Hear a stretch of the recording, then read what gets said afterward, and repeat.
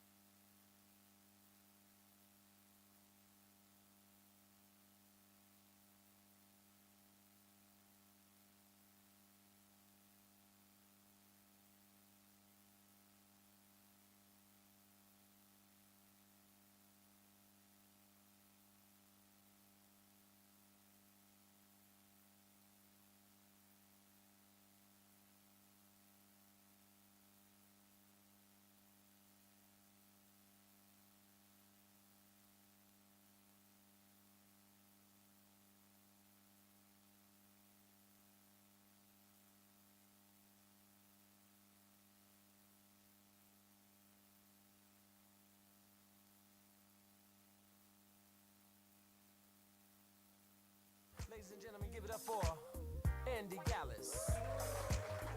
Allow me to introduce my assistant engineer. Ladies and gentlemen, Mr. Nate Wheeler. My other assistant engineer, Jason Majinski. And last but not least, Mr. Steve Beardsley. Now let me introduce to you the man who runs this studio for me, my studio manager, ladies and gentlemen, Mr. Tom Arnold. I'd like to thank everybody for supporting me on this album, my friends and family. I hope I didn't leave anybody out. If I did, you guys know who you are. I love you guys. From Laudium, some from Sunderland Ridge, some from Iterileng, from Atteridgeville, and I think there are a couple more people that will still join us. But let me welcome you all. This is a portfolio committee, and it's a meeting of the Portfolio Committee on Transport and Logistics. And what we do is, particularly when we deal with the annual report or when we deal with the quarterly performance reports of the department, we generally go to different areas. We move out of the legislature, and then we invite community members and stakeholders to join us. It gives an opportunity to see how our portfolio committee operates, but we also then give an opportunity to ask questions, particularly transport-related questions because we're the portfolio committee on transport and logistics. So I sincerely hope that you would find today's session of benefit. And when we open up for questions, once the department has completed presenting the key areas of the annual report that covers the financial year 23-2024, and we open up for questions, I hope that you will use that as an opportunity to be able to engage directly with the provincial department. And that's the department that we as a committee perform oversight over. So I hope that just gives you a bit of an understanding as to what is happening here. But before I proceed any further, let me just ask the members of the committee that are here to introduce themselves so that you are also aware who we are, and then we'll move formally into the rest of the agenda. So let me start on this side. Thank you, Chair. Sanibonani mphakathi. Igama lami ngumuyiponi wakamhlongo, ngiyimember yale committee. Ngiyabonga.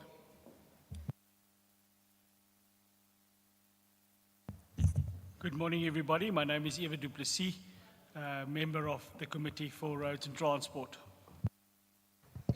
Morning, I'm Fred Nell, a member of the committee.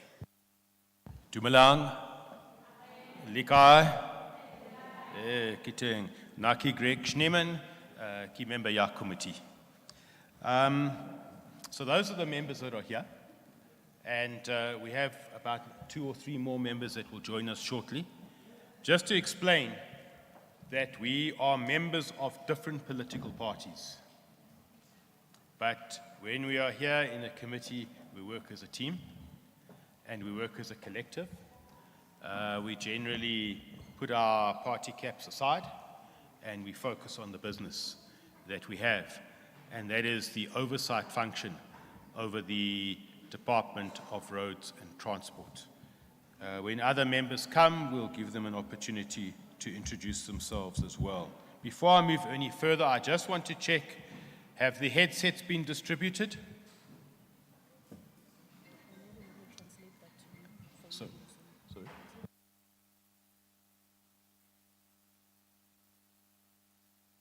Okay, go for it. Mphakathi sanibonani futhi. Usihlalo wethu wekomiti ubechaza ukuthi uma ngabe kukhona abantu mhlawumbe la emphakathini ababona ngathi angeke baluzwe olunye ulwimi mhlawumbe olukhulunywayo olwesilungu, kunama headset ama earphone lawa anjena esinawo ayenzani bakhona ukunichazela ngesizulu mhlawumbe noma ngolunye ulwimi enizokhona ukuthi nilizwisise. Uma ngabe kukhona umuntu odinga ukuthi bamnika ama earphone, sicela aphakamise isandla nangu ubhuti lana uphethe ama earphone ukuthi nizokwazi ukuthi nichazeleke kabanzi. Siyabonga. Nileko niziphakamisile kanjalo izandla bazosondela kini bazoninikeza ama headset. Siyabonga.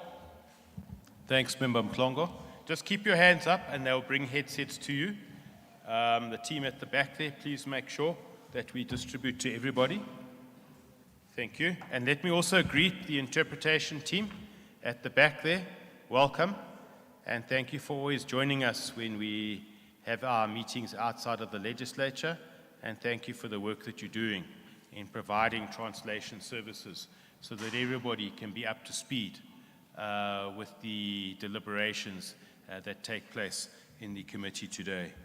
Before I proceed any further, let me also indicate today's committee meeting, our focus is on receiving presentations from the Department of Roads and Transport on the annual report. Now, you might not ask yourselves why an annual report. Well, it's a process in the Gauteng provincial legislature that when the annual reports are finalized and tabled in the provincial legislature, there's a deadline by which they have to table them. All portfolio committees then engage with the departments on their annual report, the performance, their targets that were met, the audit opinion of the Auditor General, amongst other things, for the financial year 2023 to 2024. So the financial year in 2023 started on the 1st of April and ended on the 31st of March this year. And so as a committee, it is important that we also focus on their performance over the year as a whole. To also indicate every quarter of the financial year, every department has to submit what they call a quarterly performance report.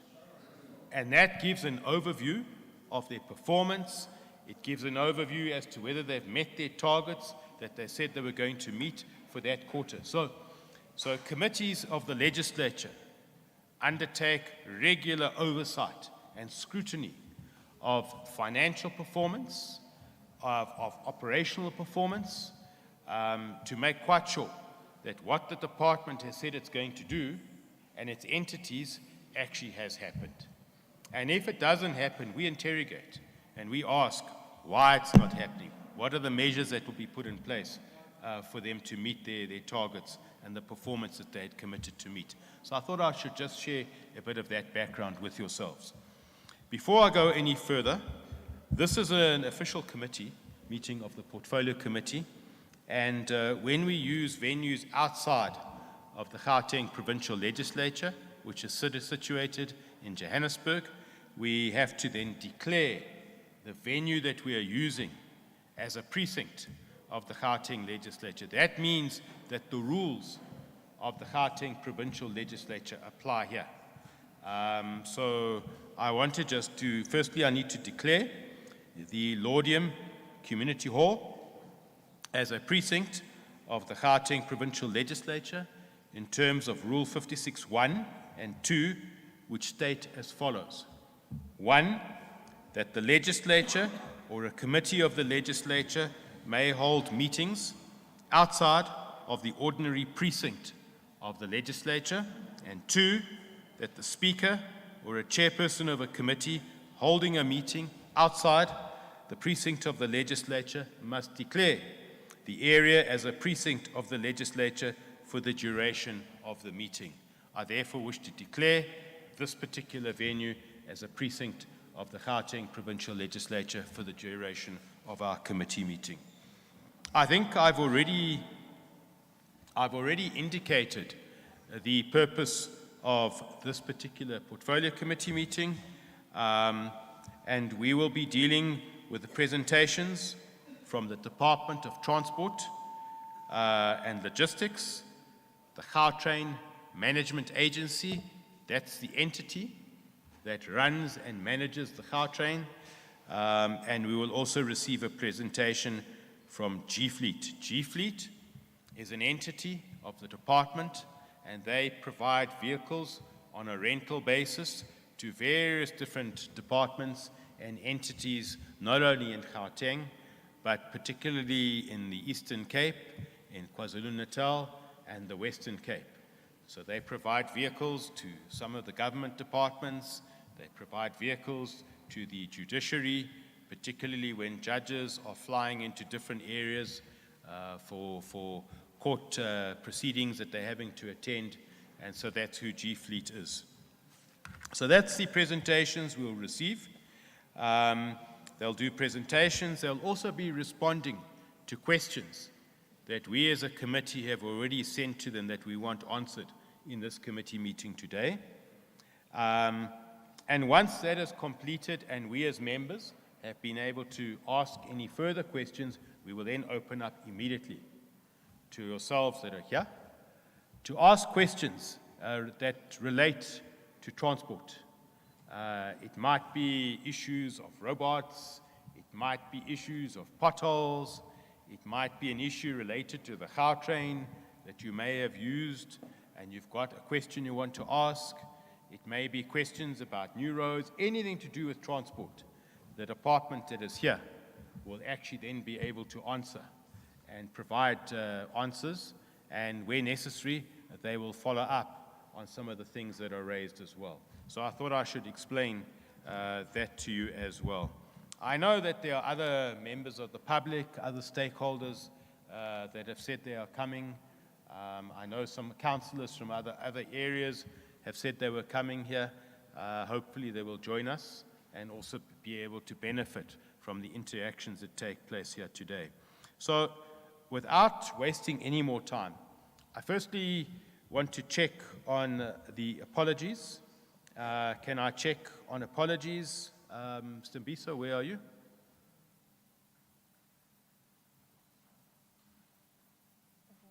Where's Stembiso? Apologies, Stembiso? Are there any apologies from members, please?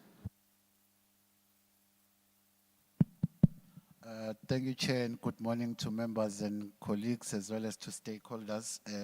I think, Chair, the apology that we have received is from Member More, who has reflected that she will be attending the Infrastructure Development Committee. That's the only apology we have for now.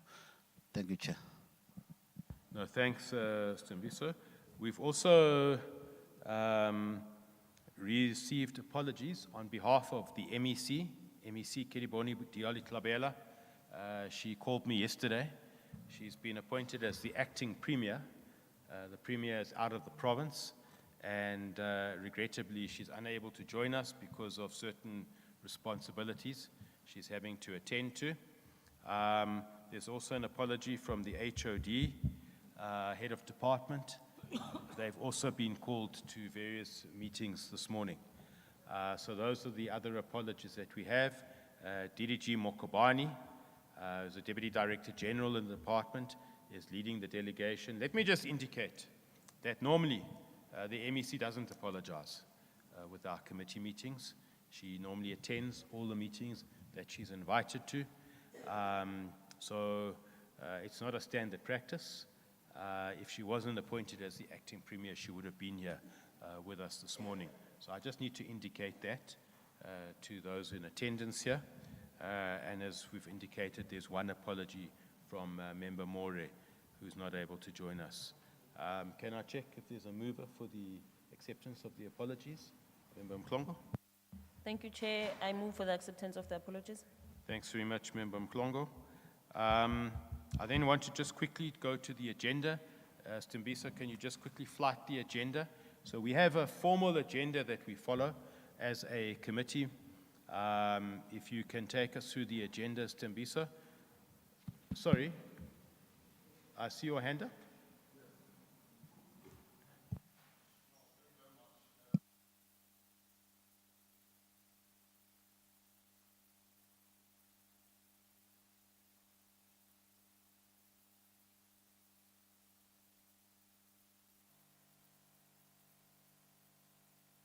To be representative from the city of Tshwane, to be here, the MMC or the Department of Road or the legislators just come here and talk with us without the municipality. I just want that clarity. Thank you. Look, normally when committees have their committee meetings, for instance, the ward councillor will be joining us from this particular ward. I'm told he's running late, so the ward councillor will be joining here. But we don't necessarily invite MMCs, etc. It depends on what the committee meeting is about.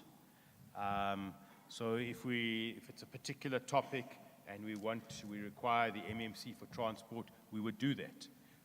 But generally in committee meetings, it's not something that we always do. It depends on the topic that we are engaging on. So I hope that clarifies for you. Thank you. All right, Stembiso, if you can just take us through the agenda, please. Thank you, Chair. In terms of the agenda, on number 4 is a presentation by the Department of Transport and Logistics, the Gautrain Management Agency and Gfleet on the annual report for 23-24, the responses to committee questions on the... Stembiso, can you just arrange, because I think it's better that everybody can see who's presenting. Did you come and join us at the top here? Good morning, Honourable Chairperson, colleagues from the Department of Roads and Transport. They will introduce themselves. And then we also have the Gauteng Management Agency and tech officials. And then we also have the Gfleet with us. Let me start with. Good morning, honorable members and members of the community at large. My name is Mhlompe Tulara from the Department of Roads and Transport. Thank you.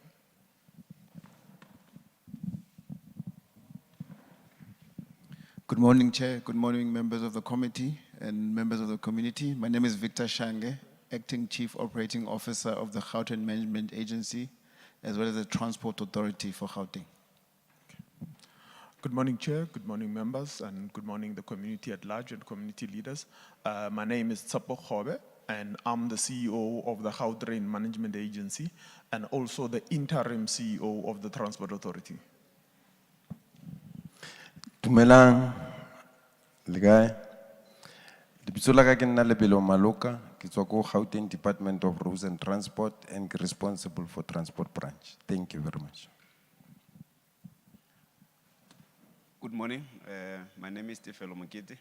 I'm from Roads and Transport, responsible for the finance department. Good morning. My name is Ayas Ramkhwasa. I'm with the Department of Transport from the infrastructure branch. Thank you.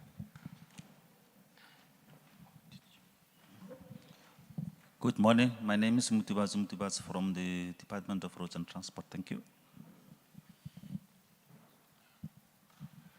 Good morning, Chair and members. Good morning, colleagues and stakeholders. My name is Rasal Mutsamai Mahibila from the Gauteng Department of Roads and Transport.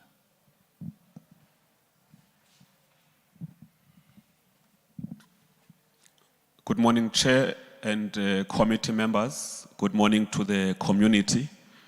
My name is Vuisa Mangumba. I am here representing Gfleet Management. Thank you. My name is Melita Madiba, Roads and Transport Communications. Thank you. Good morning, committee members and members of the community. My name is Alec Magora, Acting Chief Director, Design and Traffic Engineering. Thank you.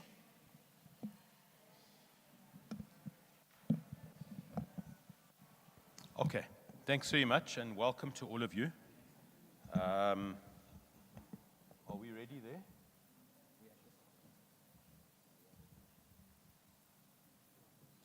Sorry, I know I disorganized you by asking you to come to the top.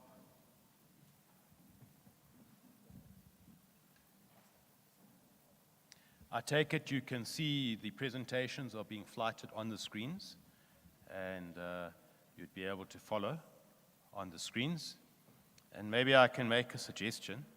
As the presentations are being done, if you've got questions you want to ask, make a note of them, because once the presentations are finished, we'll check with members if there's any further questions, and then we'll open up to yourselves to ask questions on anything that either in the presentations or if it's transport related that you would want to ask. So, are you ready, DDG?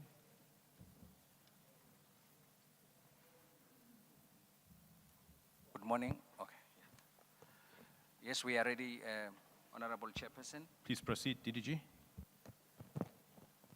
We will start with the annual report, and we will be looking into the departmental service delivery performance and then the financial performance as well, Honourable Chairperson and members. The annual report 2023-24, the investments made in the transport infrastructure during the financial year has resulted in improved mobility and road safety on strategic roads, connecting communities and supporting economic development. Through this infrastructure investments, the department was able to contribute meaningfully to the elevated priorities. That is the accelerated economic recovery, job creation, strengthen the battle against crime, corruption, vandalism, and lawlessness, and to improve living conditions in township, informal settlements, and hostel. That is normally the TISH. Then the strategic road upgrades. Major investments were undertaken in the upgrading and rehabilitation of identified roads to improve the rideability, safety and capacity of the roads for drivers, commuters, cyclists and pedestrians. The financial year under review witnessed the successful fruition of the following strategic roads upgrade and rehabilitation projects. That is the upgrading of the K73 between Woodmead Drive and Allendale Road, which is D58 Mushroom Farm. The P241/1 road rehabilitation. This road is in the Lenasia area. The rehabilitation of the road D483, that is in Babsfontein and Cullinan. Then the K69 road upgrading, which is the Solomon Matangu, the road that goes into Mamelodi. The K46, which is in Diepsloot, this upgrading from the single to dual carriageway. And then the Hendrik Potgieter Bridge rehabilitation was completed. This was just a bridge that collapsed due to the heavy rains. And then repairing of the sinkholes, the department also completed the repairs of the following major sinkholes to ensure the safety of the road users. That is the M10 sinkhole in Centurion, which entailed the rehabilitation and strengthening of the damaged road. The P122/1 sinkhole in the north of Oliphants Fontaine was also rehabilitated. Then the supporting of local district municipalities, the department undertook the light rehabilitation of the total of 40 identified roads within the Mfuleni local municipality in Sribeng district municipality. The roads are located in the Everton, Sebokeng, Sharpeville, and Bipaton townships. A total of 36 roads were practically completed in Sebokeng, 3 rivers, 4 roads were completed in Q1 of the financial year 2024-25. Ongoing strategic roads infrastructure, the road P122 rehabilitation project in Irene, city of Tshwane, was officially launched in January. The road K175 rehabilitation project next to Bronkhorstspruit in the city of Tshwane as well was launched. The P36, that is the R50 Delmas Road rehabilitation of the sinkhole, was also launched, and they are ongoing to be finalized. And provincial road maintenance, the maintaining the provincial road network for improved safety and reliability continued to be priority with the fixing of potholes, resealing of roads, and the maintenance of gravel through the re-graveling and blading. The contractor development program, economic growth and job creation are at the forefront of our efforts.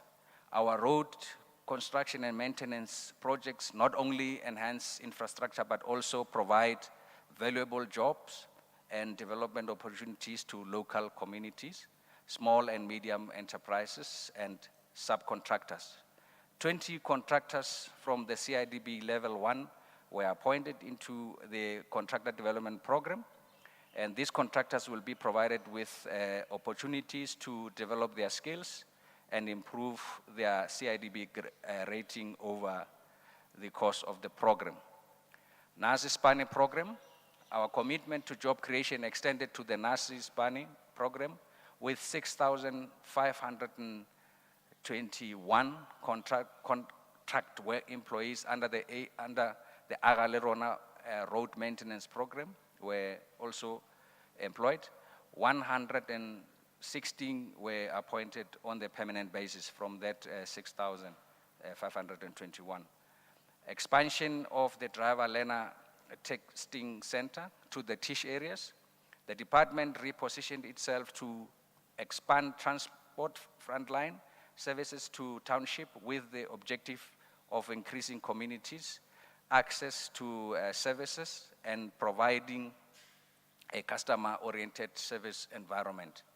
Thus, a new smart license center in the Mnandi shopping complex in Atteridgeville, city of Tshwane, was launched and operationalized. The smart licensing center is centered around the concept of an integrated and service facility which incorporates learner, driver and vehicle licensing services, including public transport, operator license components. Equipped with advanced technology and staffed by experienced and dedicated professionals, the Atteridgeville Smart Licensing Center is poised to deliver exceptional services. Four more DLTCs in identified malls within the townships are being completed and will be launched in this financial year of 2024-25. Mobile learner licensing. To increase access to licensing services in remote communities, the department also completed the production of 2 mobile learner licensing units as part of its commitment to reach out to the citizen and provide access to the services. A further 2 mobile units will be completed in the second quarter of the financial year, this 2024-25. Thereafter, 4 mobile units will be operationalized as well. The Xavier Driver Learning Testing Center official launch. We relaunched the 4.5 million refurbished Xavier Driver DLTC situated in Omonde, Johannesburg. The revamped center introduced the Smart Licensing Centers concept, which leverages on the new smart technology concept to improve the customer experience, reduce waiting times, and address backlogs in the provision of driver and vehicle licensing services in the province. The learner license project launch, the department together with the Department of Economic Development conducted the learner license project launch at the Xavier DLTC. This was aimed at affording youth from underprivileged communities an opportunity to obtain the learner's license at no cost.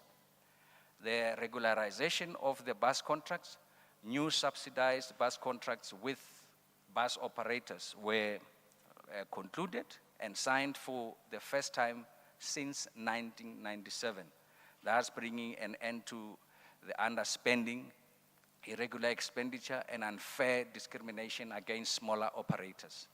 These new negotiated contracts were implemented during July 2023.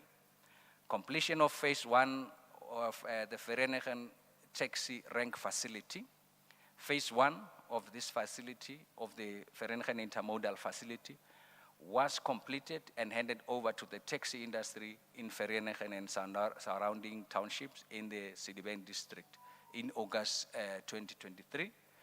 The upgraded facility was completed in partnership with the PRASA, Sedibeng District Municipality, and the Mfuleni Local Municipality. Undertaken at a cost of 30 million, the modernized intermodal facility incorporates retail space, long-distance buses, facilities, and access to the train station. The new number plate system for the Gauteng. In addressing crime and lawlessness in the transport sector, the department in February 2023 published in the Government Gazette, which set out the intention to introduce a new motor vehicle number plate system for the Gauteng province. The aim of the new number plate enhanced security features and related changes is to improve the detection of motor vehicle and owner identification, enhance law enforcement, enable responsiveness to crime and violence in the transport sector. The prototype for the new number plate system was developed after intensive consultation with all identified stakeholders. An empowerment plan was developed to assist new entrants from historically disadvantaged communities to enter the number plate manufacturing sector. So it is an inclusive approach. The piloting of this new number plate system will be undertaken with various identified stakeholders in the financial year 2024-25. The reopening of impound facilities. Further, in addressing the crime and lawlessness in transport, we reopened the Benoni and Goodsport impound facilities, which are operational, receiving impounded public transport vehicles. 2 further impound facilities in Vereeniging and Krugersdorp are planned to be reopened in this financial year to address crime, road and transport safety, and ensure public transport operators' adherence to the National Road Traffic Act regulations. Logistics function development. The department commenced with the streamlining its Gfleet management entity to expand its mandate as logistic institution, namely the storage, the warehousing, that is material handling, packaging, inventory, transporting, and information control. The warehouse simulation model was used to guide the warehouse location, size, and storage facilities across the 5 corridors. It is anticipated that the launch for the logistic function will be completed in the financial year 2024-25. The Gauteng-Limpopo rail link, we responded to the Premier's announcement in the State of Province address for the development of the Gauteng-Limpopo rail link project, which expected to enable development and implementation of an efficient and effective passenger and freight rail system between the 2 provinces, that is Limpopo and Gauteng. A task team involving officials from both provinces was set up by the department to work out the modalities and the requisite legal framework which will aid this process. And the team achieved significant progress in this regard. The Gautrain Management Agency has been guiding these efforts and has to date coordinated the concept study, which was approved by both provinces. In terms of the financial performance, Honourable Chairperson and members and community, the department stands as the primary catalyst for revenue generation within the province, commanding a substantial share exceeding 60%. Motor vehicle licensing emerges as the principal fountainhead of income for the department, primarily through tax receipts accrued from motor vehicle licensing fees. The autonomous collection of the revenue increased from 4.5 billion in the financial year 2022-23 to 4.9 billion in 2023-24. The department continues to support the SMMEs through improved payment mechanism. During the year under review, which is 2023-24, the 100% of the SMMEs invoices were paid within 30 days, and 96% of these invoices were paid within 15 days. The department further spent 97% of its budget, with infrastructure having spent 100% of its budget, which is indicate commitment to improve the Gauteng economy. The department made great strides in reducing its fruitless and wasteful expenditure to only approximately 3 million.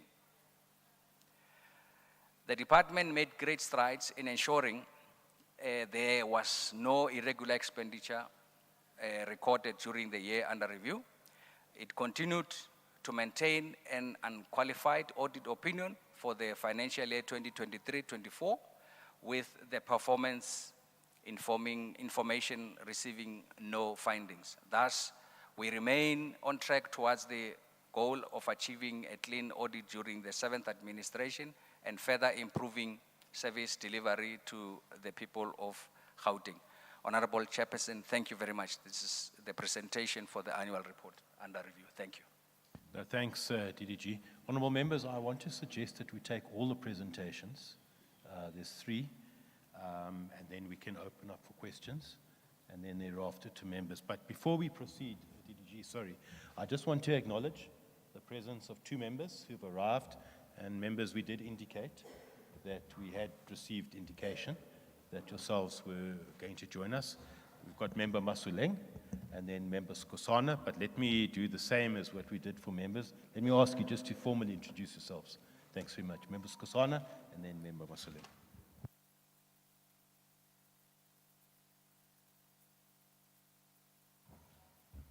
Good morning, everybody.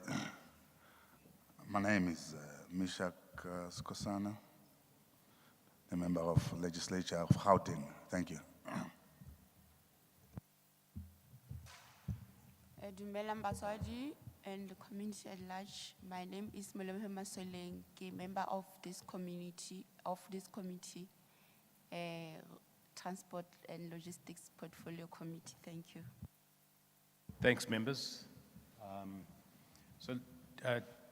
DDG, can you take us into the next presentation? Maybe just to indicate to everybody, this was an overview. This particular presentation gave us an overview of the department's annual report. So let's go to the next presentation. Honourable Chairperson, Gfleet. Honourable Chairperson, the next presentation will be done by Mr. Magumba. That is the Gfleet Management 2023-24 annual report presentation, and it will be by Mr. Magumba. Over to you, Mr. Magumba.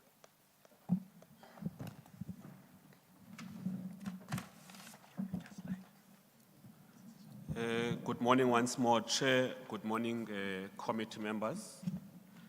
Good morning, community of Laudium. Gfleet Management will be taking you through the annual report for the financial year 2023-2024. Chair, the entity achieved all its 8 targets as outlined in the approved and revised 2024 annual performance plan, and they are as follows. We had planned that we'll have 8% of green vehicles in the entity's fleet to reduce carbon emissions, and we have achieved that target. We had 8.3%. The average age of vehicles, we had planned that all vehicles should be below 4 years. We have achieved that target by 3.5 years average of our fleet. Also, 80% of vehicles to be auctioned as per the approved list. We have achieved that target. We set at 85%. We had also planned that 93% of all in-service vehicles will be tracked to make sure that we safeguard the assets of the Gauteng government. We also achieved that target by 97%. We also, in our VIP self-drive vehicles, had planned that at least we'll have 58% of rental days utilized. We have also overachieved that target, set at 72.62%. 77% of rental days utilized for our pool vehicles. And we also overachieved that target by 89%. We also had planned to have an unqualified opinion from the Auditor General in the year 2022-2023, and in that year, we have also achieved that target. And Chair, we can safely confirm also that in the previous financial year, the entity achieved a clean audit. Chair, we have also planned that there will be 11% of amounts, reduction of amounts owed by clients. We have reduced that by 18%. During the period under review, the total number of 40 offers of appointment letters that were issued, 39 assumed duties during the 2023-2024 financial year, and 1 only resumed duty in the 2024-2025 financial year, which is started in April. The total revenue collected by the entity increased to 1.2 billion compared to the previous financial year. The revenue collected from the leasing of vehicles increased by 2%. The actual revenue collections from the auctioning of vehicles increased by 21%. The cash generated from operating activities increased to 633 million. Net cash flow from investing activities increased to 425.2 million. And we had 100% of valid suppliers that were paid within 30 days. The clean audit of 2023-2024, the external audit opinion from the Auditor General of South Africa, a well-governed institution is built on the principles of a clean administration in our belief. These principles promote good governance, transparency, and accountability. In response to the audit outcome of the 2022-2023 financial year, the entity developed and implemented an audit improvement plan which was focused on addressing the audit findings raised by both internal and external auditors.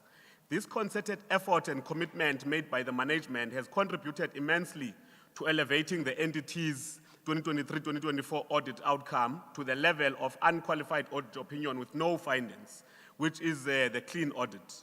Despite this great achievement, the entity has already commenced with the implementation of further improvement plans to ensure sustainability of this much-deserved audit outcome. The entity wishes to express its appreciation to the Auditor General of South Africa for its work in holding the entity's management accountable to the principles of good and clean governance. In terms of our spending, in terms of the groups, our HDI spending, we had planned to spend 80% towards the historically disadvantaged individuals. We have achieved that. We set at 96%. For women, we had planned to spend 40%. We spent 58% of our budget there. For the youth, we had planned 10%. We spent 28%. PWD, people living with disability, we had planned 5%. We spent 17%. Military veterans were planned 30%, and this is one area, Chair, where we must confirm that we're struggling because we only spent 8%, and then TER 40%, but we have overachieved. They will also spent 50%. The challenges experienced by the entity. One is the traffic fines that are incurred by clients. As you would understand that our cars are spread across the province and in certain provinces in the country. So we have that challenge of rerouting of traffic fines to the direct offenders. The high vacancy rate, we are still sitting at 21%. Challenges with the fleet information system that we are now trying to work on. The delays in finalizing the development of the new integrated fleet management system, which is a responsibility of eGov in Gauteng. Increased number of leased vehicles stolen and hijacked. Chair, that is the end of the presentation. Thank you very much. Honourable Chairperson, we will now move to the TAG and GMA on the responses. Thanks, TDG. If somebody can come and help us with the slide. What's the problem? Do you need? It's a bit of a tricky system. Oh, okay. We're leaning on the fly, Chair.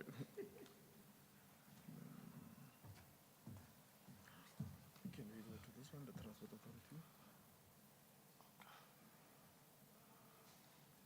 Transport take a response. Yeah, this one. Okay. Yeah, I'll move it myself. Sure. Thanks.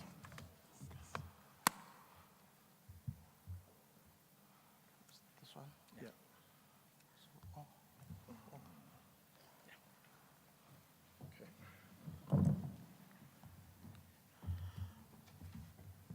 Good morning, Chair and honorable members and members of the community. As I had introduced myself, my name is Gfleet. I am the interim CEO of the Transport Authority for Gauteng, are related to its present performance and its indicators, including, the concurrence in itself. So I'll be taking the committee through that. The first item that is here is to ensure that the listing of the tag and the scheduling of a 3C is achieved. That at the point of, what do they call it, it was not done at the close of the financial year, it was not done. As a subsequent event, Chair, I can gladly report that within the 4 months that we've been at this, we have actually achieved that. It's already done, so the listing is already done, so it might not have not been done in the year before, but it has been done. Which then also affected item number 2, which was the original concurrence of the provincial treasury on the rewards and remuneration structure. With the listing of the TAG as a 3C, which is the number 1 item, that meant that the treasury had already given us the concurrence and their thinking on how it should be structured. So it would be structured as an SOE more than anything else. So we're moving ahead with that. We have to do that through the affordability more than anything else. It is an issue that has to be managed. It's not just that we're now at 3C and then we will then set up salaries in a particular manner. It has to be done with the affordability. And then the creating technical capacity in the TAG to undertake the required planning without scheduling the entity and without agreeing with Treasury at the point of the close of the financial year. There was no ability of bringing on anybody in the entity as it is. But what we've done at this point in time is we've taken on the Gautrain Management Agency, and they are assisting. So the employees of the management agency are assisting to be able to sort out the issues that sit in the capacity. And with the scheduling, this allows us then to move towards trying to hire and capacitate the entity itself, which is the role that we are undertaking at this point in time. Ours is not to run the entity, but ours is to get it running more than anything else, as what do they call it, as the Gautrain Management Agencies. To assist local authorities with the lack of skills, and this is a big issue, Chair, and we have to manage it accordingly, because the legislation in itself, the NLTA, requires you that when you do your planning, you do it in such a way that you take consideration of ITPs and ITDPs, in what do they call it, in the municipalities. And there's a big erosion of skills in what do they call it, in the local authorities, and we have to manage this carefully and all of that. And what it does is then it makes the work of the transport authority to be incomplete if you do not get enough feedback from the municipalities themselves. This is something that we are going to spend a lot of focus on in this financial year to make sure that this is done and is done properly, because it will affect how the integrated transport master plan and the provincial transport strategy unfolds. The next few items have actually been achieved. It's about creating consultative forums. It's about creating, setting up meetings that then allow the MEC and the MMCs to liaise with each other. It's about managing the TAG on a technical level and making sure that those meetings occur and the bilaterals do occur. We have managed to be able to bring on the state-owned entities and also the biannual transport forum was held as such. So that on that end we did well. Create a forum with National Treasury. That is a process that is still unfolding as it is right now. We already have a date for the meeting in this financial year. In the previous year, it was not due. And then also similarly, the financial section of the municipalities to engage them in the previous year, it was not due, but it is something that we will achieve in this current year. The PLTF was actually completed in the year 2023, earlier part, and it was submitted to National. And at that point in time, we had no feedback. So at the point of the closing of the financial year, we had no feedback from the from National Department of Transport, because they have to give their concurrence. When you develop the provincial land transport framework, which is the precursor to the strategy itself, you have to make sure that it actually plugs in clearly into the national land transport framework. And at the point of the close of the financial year, we had not gotten feedback. But as a subsequent event, afford the committee the fact that we have received the feedback and the concurrence has been given on the PLTF. So the rest of the planning in the province can continue without being encumbered by this issue of not having a PLTF that is approved. So in the last 4 months, that's one of the things that we actually managed to achieve. Renew the ITMP 25. Before you proceed, just bear in mind that not everybody here is familiar with these acronyms. Okay. So if you can just, where you've got acronyms, just tell us what the acronym means. Otherwise, we're going to lose some of our stakeholders. They're not going to be sure what you're talking about. Sorry to interrupt. No, thank you, Chair. I think it's a good reminder, Chair, and I think what they call it, we need to be careful with that, of us speaking to ourselves rather than speaking to the people at large. So the PLTF is a provincial land transport framework. The provincial land transport framework, what it does is you have to develop, the legislation requires you to develop a provincial land transport framework, which is the precursor to the strategy itself. What it does is it actually looks at the issues that need to be undertaken and that are the niggling issues within the transport sector within a province itself. And what it does is it then says the following few things must be addressed when you actually develop your strategy in itself. And that document has now been given concurrence by the, by the national minister. And therefore, as we go ahead with the next bit of it, which is the integrated transport master plan for the 25 years, which we are reviewing in this year, we can do it safely knowing that National Transport has given us concurrence on our planning. So the previous number 13 actually now, affects number 14, which we're sitting at 80%. We are due to publish the ITMP 25 in this year.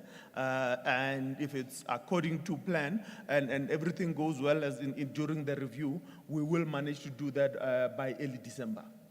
To publish the integrated transport master plan for the province itself.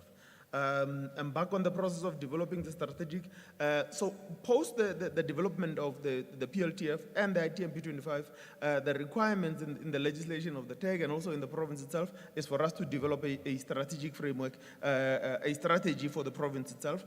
That is underway, and as it is at the point of closing, we were sitting at 30%. We have moved on a little bit further than that to now, and as a subsequent event, we're probably sitting in and around 60 to 70% of the process.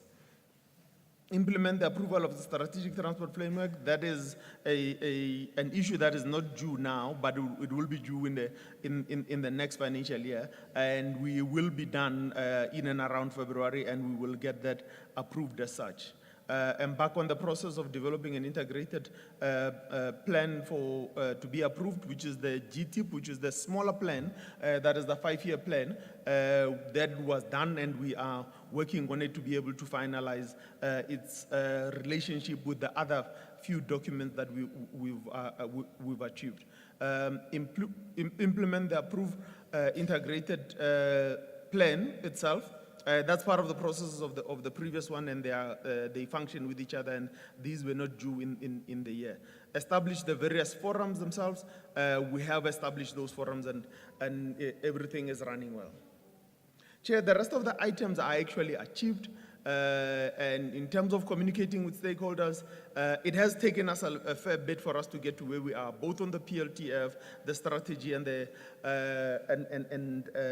ITMP 25. The communication strategy has been broad, and it will be broadened as we publish the ITMP 25. And one of those documents all of those documents we have to bring back here first, and then thereafter, then we will then get the concurrence for us to start engaging the communities. Chair, I will leave it there. That's the end of my slides. Before we move from you, don't you want to just very briefly, don't take too long, just explain what is Transport Authority Gauteng? Okay. Because again, not everybody will know what the Transport Authority Gauteng is. Just give a brief description if you can. Thank you, Chair. Sorry to put you on the spot. No, that is fine, Chair. I think it's what they call it. So the Transport Authority for Gauteng, it is the agency and the authority in the province that is seized with planning of the provincial roadmap of transport as a whole. Why did we need to have set up a Transport Authority for Gauteng? It's for us to enable, so we have an interesting probably geographical spatial configuration. We have three large municipalities that sit against each other. Unlike other cities like Tshwane and what they call it, and Cape Town, the challenge with it is that to integrate all these plans that sit in all of these municipalities, it would be very difficult to do it without you having a centralizing entity. In Gauteng, we've chosen to use the Transport Authority as the centralizing body, and we are relying on Section 12.1 of the NLTA, which allows us and the municipalities to jointly agree to actually do planning together. And we have agreed, and there's concurrence. And the way it's set up is that there are 6 board members that are appointed by the MEC and the legislature, and then there are an additional 5 members that come from the 3 metros and the 2 district municipalities that then allow us to be able to create a board. And this creates consensus in ensuring that the people of Gauteng actually get the transport they need. One of the biggest challenges that one would have seen earlier on is when we were planning the BRTs, all of them, because of the jurisdiction of each municipalities, all of them end at the municipal boundaries. Now you need somebody to then be able to say, no, but this BRT must then connect to this one, and this bus service must then connect to this one. In a nutshell, we are that centralizing and what do they call coordinating. It has been shown that 70% of all movements in transport in Gauteng are actually across municipal boundaries. So 70% of people that travel on a daily basis actually do not move intra-municipalities, but they move inter-municipality. So they go across the boundary of every municipality. So in Gauteng, we have the special need for us to be able to have a centralizing body that ensures that this can be brought into one place. I hope I've explained properly in simpler sense, Chair. That's fine. Thanks. Thank you for that. DDG, next. Honourable Chairperson, we will now move to the questions and responses for GMA, which will be taken by CEO Khobe.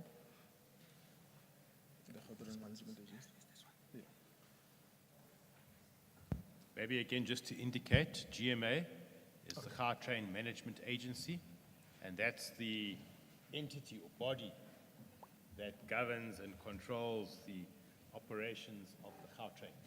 Just wanted to highlight that. Thanks. Thank you, Chair, for that introduction. And as the CEO of the Gautrain Management Agency, we are seized with implementing the project, and from implementing the project, then manage the assets of the Gautrain itself, and then look after its financial well-being and various other issues, including job creation and other ways in which we actually have to manage the management agency in itself. And I always say to a lot of people that the Gautrain works well, not only because the private sector is there. The Gautrain works well because there is a public entity that is seized with managing the services of the Gautrain, and it's a knowledgeable entity that is capable of managing the contract itself. And somebody presides over the contract that has to be performed by the private sector itself. So that is our biggest role, making sure that the services of the Gautrain are run properly and they yield the best outcome for the province of Gauteng in itself.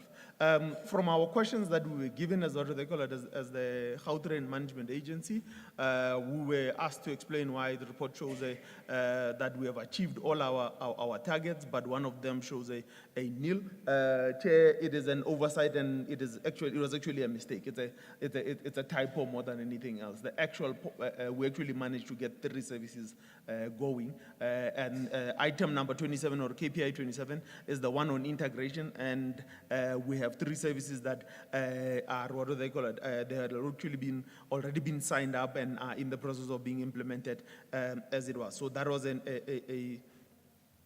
oversight in what do they call it? In a typo in the manner in which the report went out in itself. So it's as simple as that.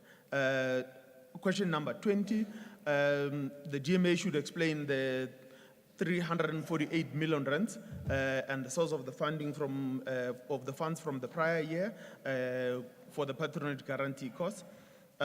So in the previous years, So at the end of every financial year, instruction note 6 of 2017-18 actually allows entities to request provincial treasury to be able to retain funds from what do they call it, from any surpluses or any retentions of funds that were there. So that amount comes from a previous closing balance of the money that we had, and the closing balance in itself had come from a contractual provision that then says, if the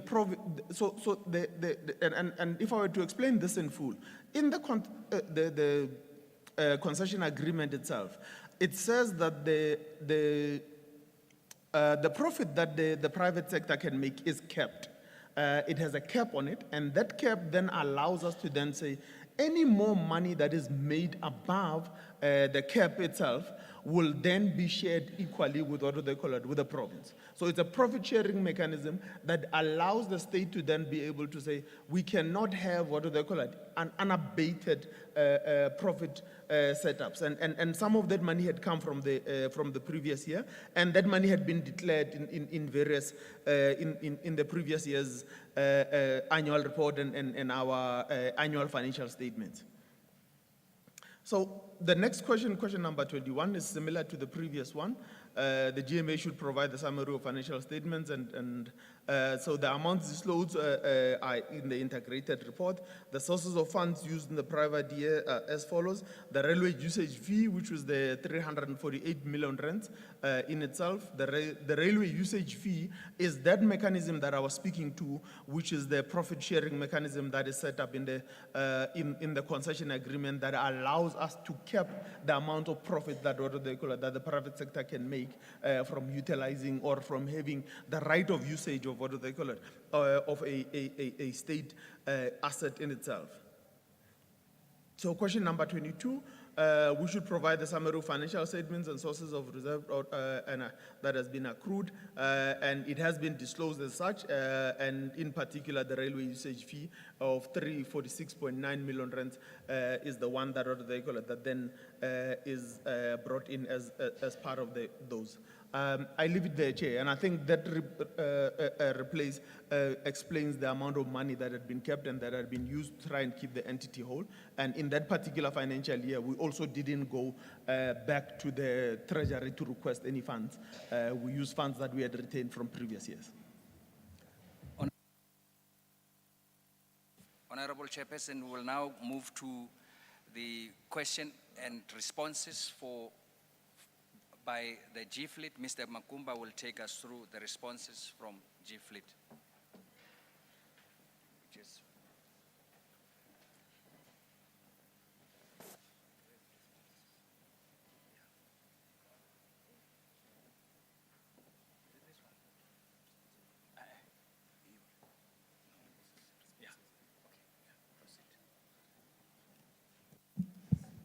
Chair, thank you very much once more.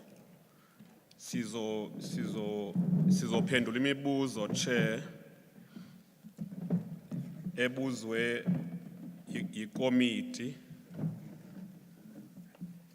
Umbuzo wokuqala is question number 24,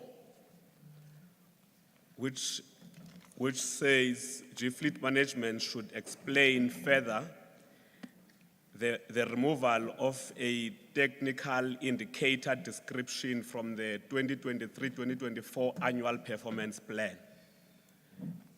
Impendulo yethu, Chair, is as follows: that due to the ongoing challenges experienced with external dependency factors, which were impacting the completion of project integrated fleet management system, management ivumelene ukuthi le outcome indicator siyisuse because of those external dependencies. The Gauteng Department of E-Government was engaged in the development of the integrated fleet management system due to technical expertise that this project requires, which reside with them. However, e-Gov, Chair, iye yathi nayo inama challenge enayo ngaphakathi kune skill set abangenayo. So during the development of the system, kuye kwaconsiderwa ukuthi i-gov izocela isitha ukuthi isize ngokudevelopa le system. This engagement has since been concluded during the current financial year, and the process has commenced and development of the system is underway. Question number 25. The Gfleet management should explain what necessitates the proposal to revise its target for its debt collection from 15% to 11%. Impendulo yethu, Chair, is as follows. That the entity proposed that the indicator for percentage decrease in average debtors collection days be revised downwards from 15% to 11%. I-revision ke Chair siyenze ngokuthi kunalezi zizathu ezilandelayo. The analysis of the current payment trends indicated that the average collection days for the past 6 months was approximately 52 days, which was far above the targeted days of 43%. The analysis was reflective of the prevailing fiscal challenges faced by the country and the financial pressures experienced by the entity's clients, which are our government departments at national, provincial, and local level, in implementing service delivery priorities with reduced financial resources. The National Treasury cost containment measures as well, Chair, and the committee and the community, issued on the 31st of August 2023, and the anticipated budget cuts to be announced by the Minister of Finance placed further strain on Gfleet's debtors book.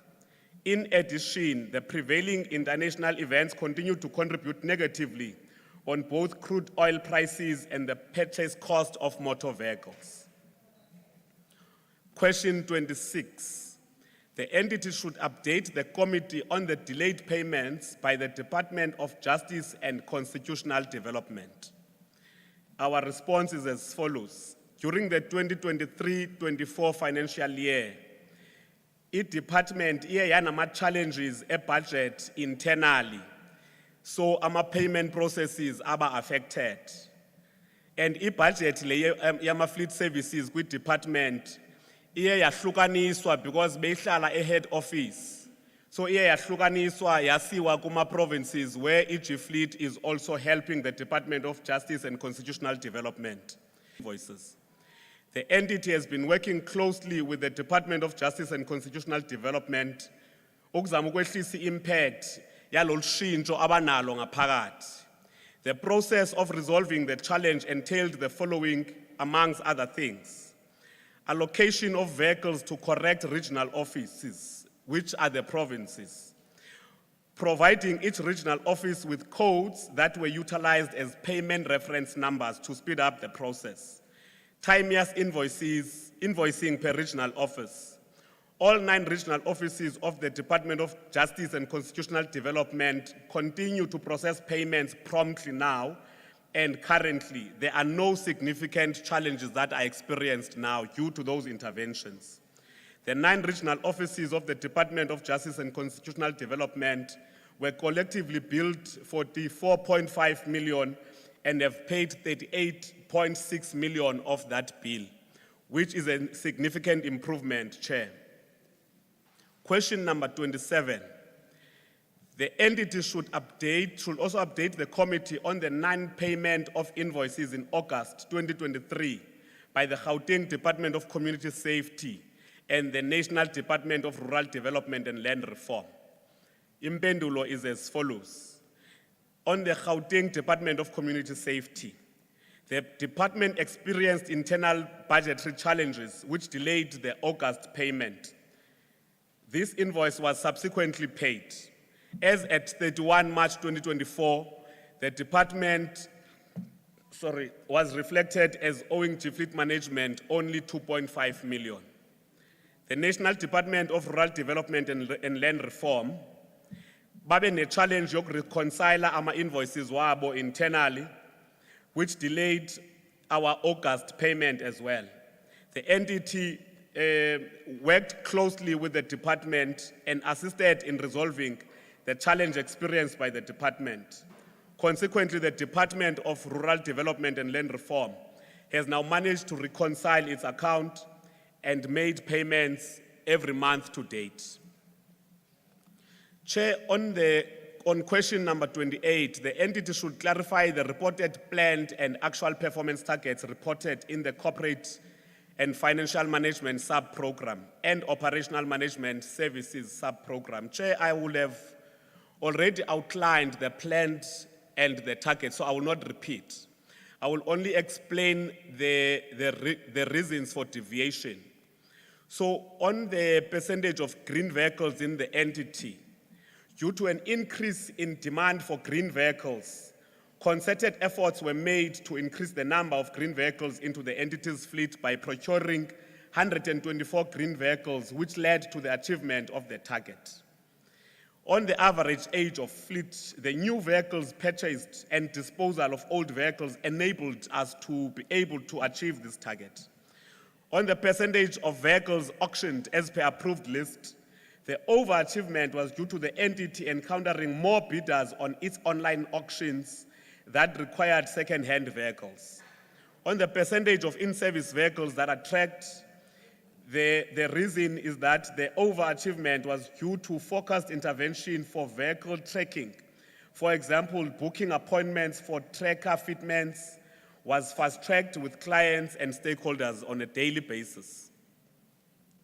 On the percentage of rental days utilized for VIP self-drive vehicles, there was a high demand under the period that we are discussing, Chair, on short-term rental services. Percentage of rental days utilized for pool vehicles. There's also, the achievement, Chair, was also due to high demand for such a service. On the unqualified audit opinion for Auditor General, the reason there is not applicable, Chair, so we'll pass on that one. The percentage decrease in average debtors collection days, the overachievement was due to interventions implemented by the entity throughout the financial year, which included AMA road shows and one-on-one engagement with the respective CFOs of the departments. Question number 29. Excluding vehicles for judges that are not fitted with tracker due to safety reasons, which other vehicles make the 3% outstanding vehicles that are being tracked? Our response is as follows. The other vehicles which form part of the 3% of vehicles not tracked relate to the following categories. Vehicles with client departments who had not yet finalized booking appointments for fitment of replacement tracking units when the entity transitioned from the previous tracking service provider to the current one. So as you would understand, Chair, nani mphakathi ukuthi imoto zethu zihlala zihamba semgwaqweni. Therefore, for us to be able to fit new tracking units, we depend really on the departments that will have allocated the vehicles to avail those vehicles. So that will have been the reasons for the 70 vehicles, Chair, and the committee not tracked on time, because we were transitioning from e-service provider enye and business service provider enye. Vehicles reported as unverified and subjected to internal and external investigations were 48 vehicles. Umbuzo we 30. The Gfleet management should explain why permanent fleet sub-program largely contributed to the under-expenditure. Our response is as follows. That the vehicle acquisition unit, which had been provided additional resources during the adjustment budget, underspent by 28 million. Isizathu ke Chair nomphakathi ukuthi imoto zethu masizi-order siyesidepende kuma-manufacturer ukuthi azidelivera nini. We then only invoice 30 days after the delivery of the vehicles. So because imoto ziyamanufacturwa and zithatha isikhathi, so under the period esikhuluma ngayo la Chairperson nomphakathi ukuthi siye sadelaywa i-delivery yale imoto, that's why there was that underspending. The Mbuzo 31, ukuthi the Gfleet management should explain why the office of the CFO and the office of the Chief Operations Officer recorded an under expenditure by more than 24%. Our response is as follows. With regards to the office of the Chief Financial Officer, the office of the Chief Financial Officer reported underspending due to delays in finalizing the tender processes for both the missing vehicles investigation and the external asset verification support. The tender process for missing vehicles was finalized by the Department Supply Chain Management on 31 March 2024. The service provider is close to finalizing the investigation process. The tender for external asset verification support was awaiting final approval from the head of department for advertisement. The approval was duly granted and the bid evaluation committee is close to finalizing its recommendation to the bid adjudication committee. Kule office ka Chief Operations Officer, under expenditure was due to the office having delays in finalizing the appointment of the Chief Operations Officer. Chairperson, committee members nomphakathi sibonga kakhulu ngethuba esilitholile ukuthi sichaze siphendule imibuzo yekomiti. Sibonga kakhulu. Riyaleboga. Honourable Chairperson, members, I will then take you through the departmental responses to the questions that are raised.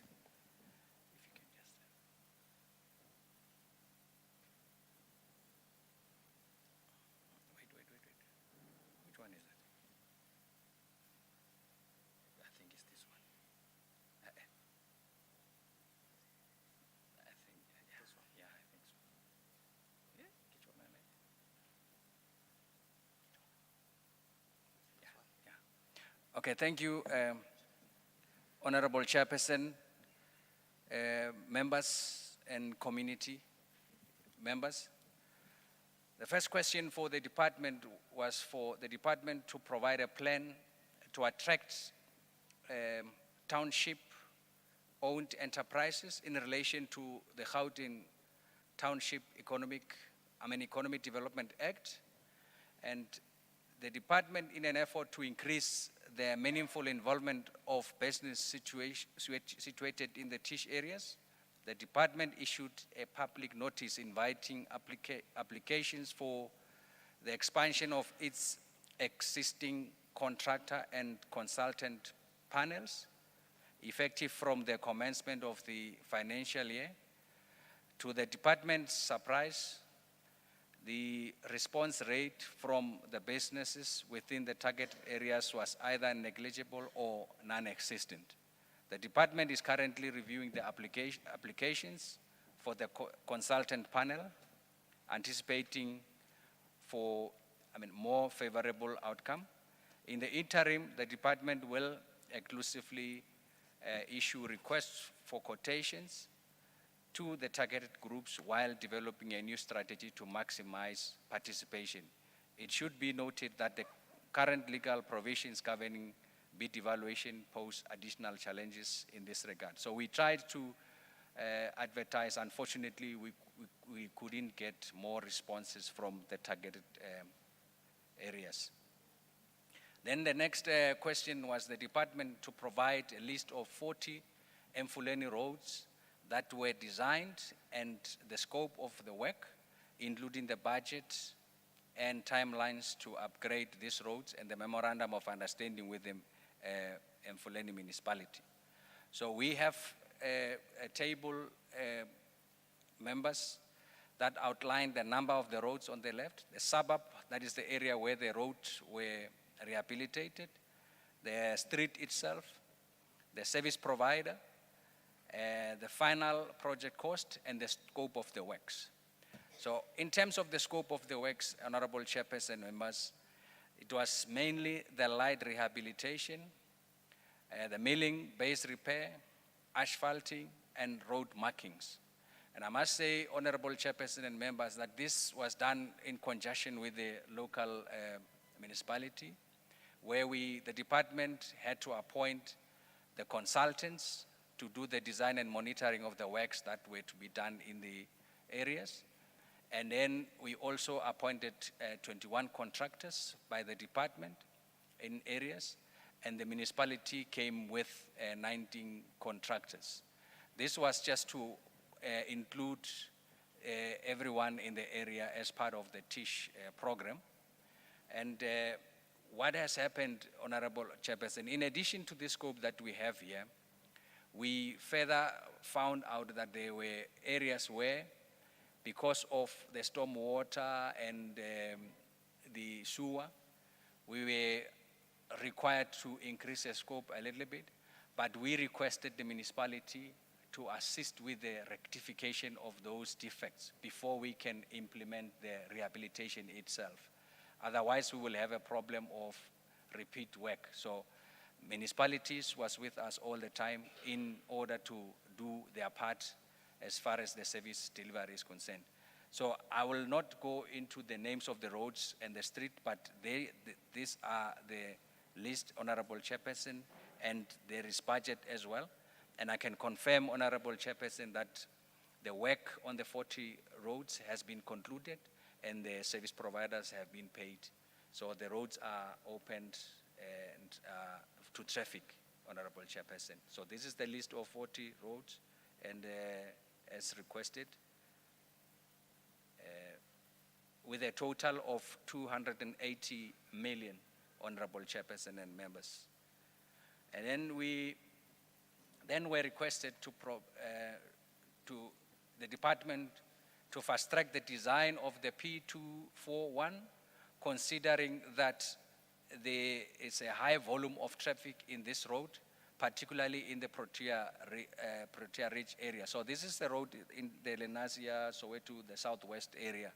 So the designs are completed, Honorable Chairperson and members, and were handed over to construction to start with the works. And we are requesting the budget from the Gauteng Provincial Treasury to ensure that we work on this road. And then the other question is for the department to explain the need to design the D2204, considering that it is a short piece with few motorists in the area. This bridge over the rail was initiated to eliminate the fatalities that were experienced on the rail level crossing. So it was more of reduction of the fatalities and for safety measures in the area. Though it is few motorists, but the fatalities were high. So the D204 is also an additional link to the N12 leading to the West Rand and Leratong hospital areas. So it's a very important link, Honorable Chairperson and members. It also aimed at reducing the peak hour traffic on the current interchanges joining the N12. And then the department should update the committee on the engagements with the municipalities on the rationalization of the subsidized kilometers as per the negotiated. And the department had one-on-one meetings with all the municipalities to identify the possible routes or trips to be rationalized. Municipalities were provided with all the routes trips that were submitted to the bus operators to provide guidance when they develop their final. There's a problem with the battery here. I don't know if you can assist with the charger, say. Their final rationalized timetables. Then the department should update the committee on the approval of Gauteng integrated transport fare management policy. Okay. Then the response is that initial draft of the ITFM policy completed and currently being revised. The final draft policy for the public comments scheduled for completion by the 15th of November 2024. 80% of the key targeted sector stakeholder engagements were completed. Outstanding stakeholder engagements, that is the taxi industry and the commuter structure organizations, Engagements scheduled to be completed not later than the 30th of November 2024.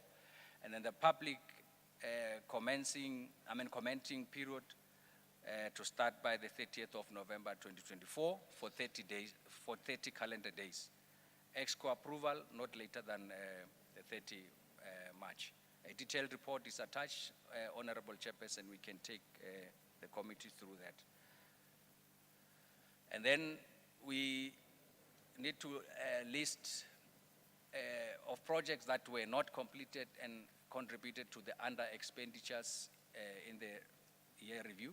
The department expended its entire infrastructure budget for the reporting period. Significantly underspending was observed in two areas. That is the bus subsidy. The bus subsidy program experienced a 7% or 220 million underspend. Amongst others, the underspending is attributed to limited operations by some operators as a result of business rescue by some operators, sporadic industry actions, non-availability or delayed acquisition of operating vehicles, that is the buses, lower rates per kilometers associated with old negotiated contract, and the transition to new negotiated contracts. Based on the performance in the current financial year, it is anticipated that the record of poor expenditure on the item will not be repeated. And then on the second item is the goods and services. A 4% or 76 million underspend occurred in the goods and services category, primarily due to the delayed billing and subsequent non-payment of municipal accounts and utilities. It must be noted that the current accounting framework and legislation do not allow upfront payment or payment without any form of an invoice. Current expenditure trends in the current financial year indicate that this underspending is not expected to persist. And then we had to provide a detailed plan to complete two detailed design not finalized in the 2023 and 2024. Weekly meetings, monitoring meetings were initiated, so we are monitoring this process weekly. One project is now completed, and the other will be completed before the 8th of November. So the detailed plan to cap the under expenditure in the next financial years, as previously communicated to the committee, the department has implemented new bus subsidy contracts effective July 1, 2023 to rectify historical instances of irregular expenditure and enhance spending efficiency in the area. Since commencement of these contracts, expenditure has notably increased, and the department anticipates no underspending in this category. Regarding goods and services, recent national fiscal consolidation measures have led to a substantial reduction in the allocated budget, while existing obligations remain unchanged. Consequently, the department is facing significant budgetary constraints and does not foresee any underspending in this category. The department intends to sustain its position as one of the highest spending departments on the infrastructure budgets. There are no foreseeable circumstances that will impede this objective. And then on the next question was for the department to report on the functionality of the traffic signals in the province, noting the continued vandalism. Honourable Chairperson, we've got a detailed report, and then after the questions, we will take you through the report on the traffic signals presentation. Then the department should explain the virement amount to 27 million that was distributed to other programs from administration program. The 27 million was moved from various areas, units and items in the department because of reprioritization. The funds in question were moved to cater expansion, traffic service to the Tish areas, the kick-starting of the project pertaining to the new provincial number plates, and the establishment of the new impounding facilities. However, it must be recorded that the amount remains insignificant in relation to the required fund for implementation. And then the department should explain the over expenditure in goods and services in the current payments. Our records indicate an underspend in the goods and services budget rather than an overspend. However, it is possible that other programs may have experienced underspending in this category. We are prepared to provide clarification in specific programs identified.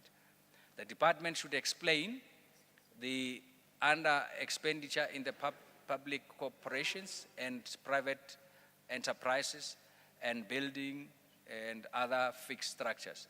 The underspending in the public corporation budget, especially the bus subsidy component, was primarily attributed to the reduced bus operations by certain operators. Factors contributing to this reduction included, but not limited to, industrial actions, business rescue proceedings, vehicles unavailability, and lower kilometer rates. As previously noted, the implementation of the new bus subsidy contract in July of the preceding year is expected to mitigate further underspending in this area. And then the department should explain the shift of funds from HOD's office sub-program to corporate sub-program, which largely contributed to expenditure in the administration program. The funds were reallocated as a result of the new priorities, primarily for facilities required to expand services to the TISH areas. The department should provide a list of projects that were affected by the under-expenditure in the planning sub-region and construction sub-region. The underspending emanated from the last 2 weeks of March 2023-2024 PTOG operations being paid under financial year 2024-25. The bus operators are allocated annual PTOG, public transport operation grant budget at the beginning of each financial year. At the end of each financial year, before date of closure, only 2 weeks of the operations of the bus operator are paid. The other 2 weeks becomes accruals to be paid in the next financial year. Rollover is requested on that basis. Northwest Star Bus Services was also a contributor to the underspending because it was not able to provide full services because of shortages of buses in the financial year 2023-2024. The department has concluded the new negotiated bus contract and the expenditure is monitored. There was no under expenditure in the construction program. The department should explain the shift of funds from infrastructure planning, infrastructure design and maintenance sub-program to construction sub-program. Our records indicate an underspend in the goods services budget rather than an overspend. However, it is possible that other programs may have experienced underspending in this category. We are prepared to provide clarification in these programs if they are identified. The department should explain the shift of funds in the transport operations program. As explained in question 11 above, the funds were shifted as a result of reprioritization in favor of the project listed above. And then the department should explain the shift of funds from operators license and permits sub-program to transport administration and licensing sub-program. As explained in question 1 above, the funds were shifted as a result of reprioritization in favor of the project listed. And then I will now move to the traffic signals, which is the presentation on itself. I must indicate, Honourable Chairperson and members, that we admit that there's challenges, but the challenges are on the, where is that one? Where is that traffic signals?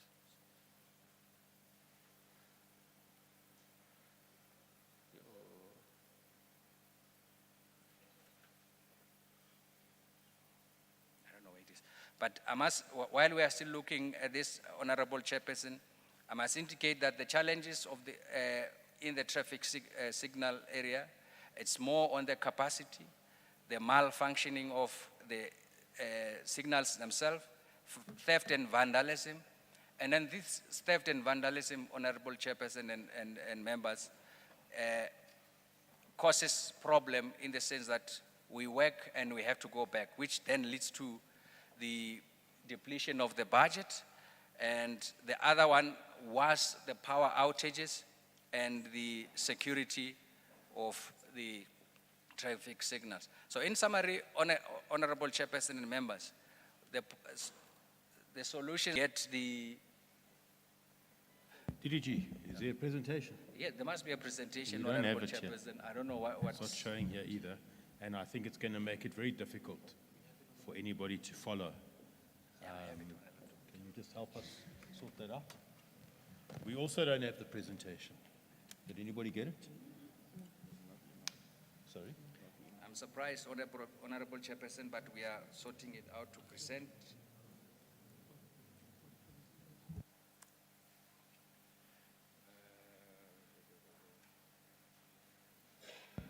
Sorry about that, but it's important that I think that the presentation is flighted, because I know there are some that are here specifically for this issue. While they're busy sorting that out, let me welcome the ward councillor, Councillor Naeem Patel. Councillor, you are welcome. We did give it an apology that you were going to join us a bit late. We're pleased that you've joined us. Thanks, Councillor.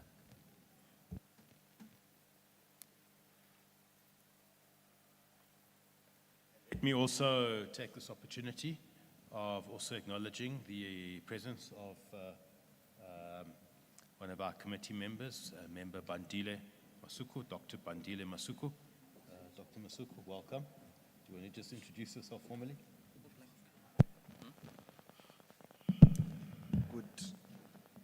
Good morning. I'm Member Bandile Masuku, a member of the committee. Thank you. Thanks, Member Masuku. We did indicate that there were at least 3 members that would arrive late, which include yourself. So we did alert the meeting earlier on.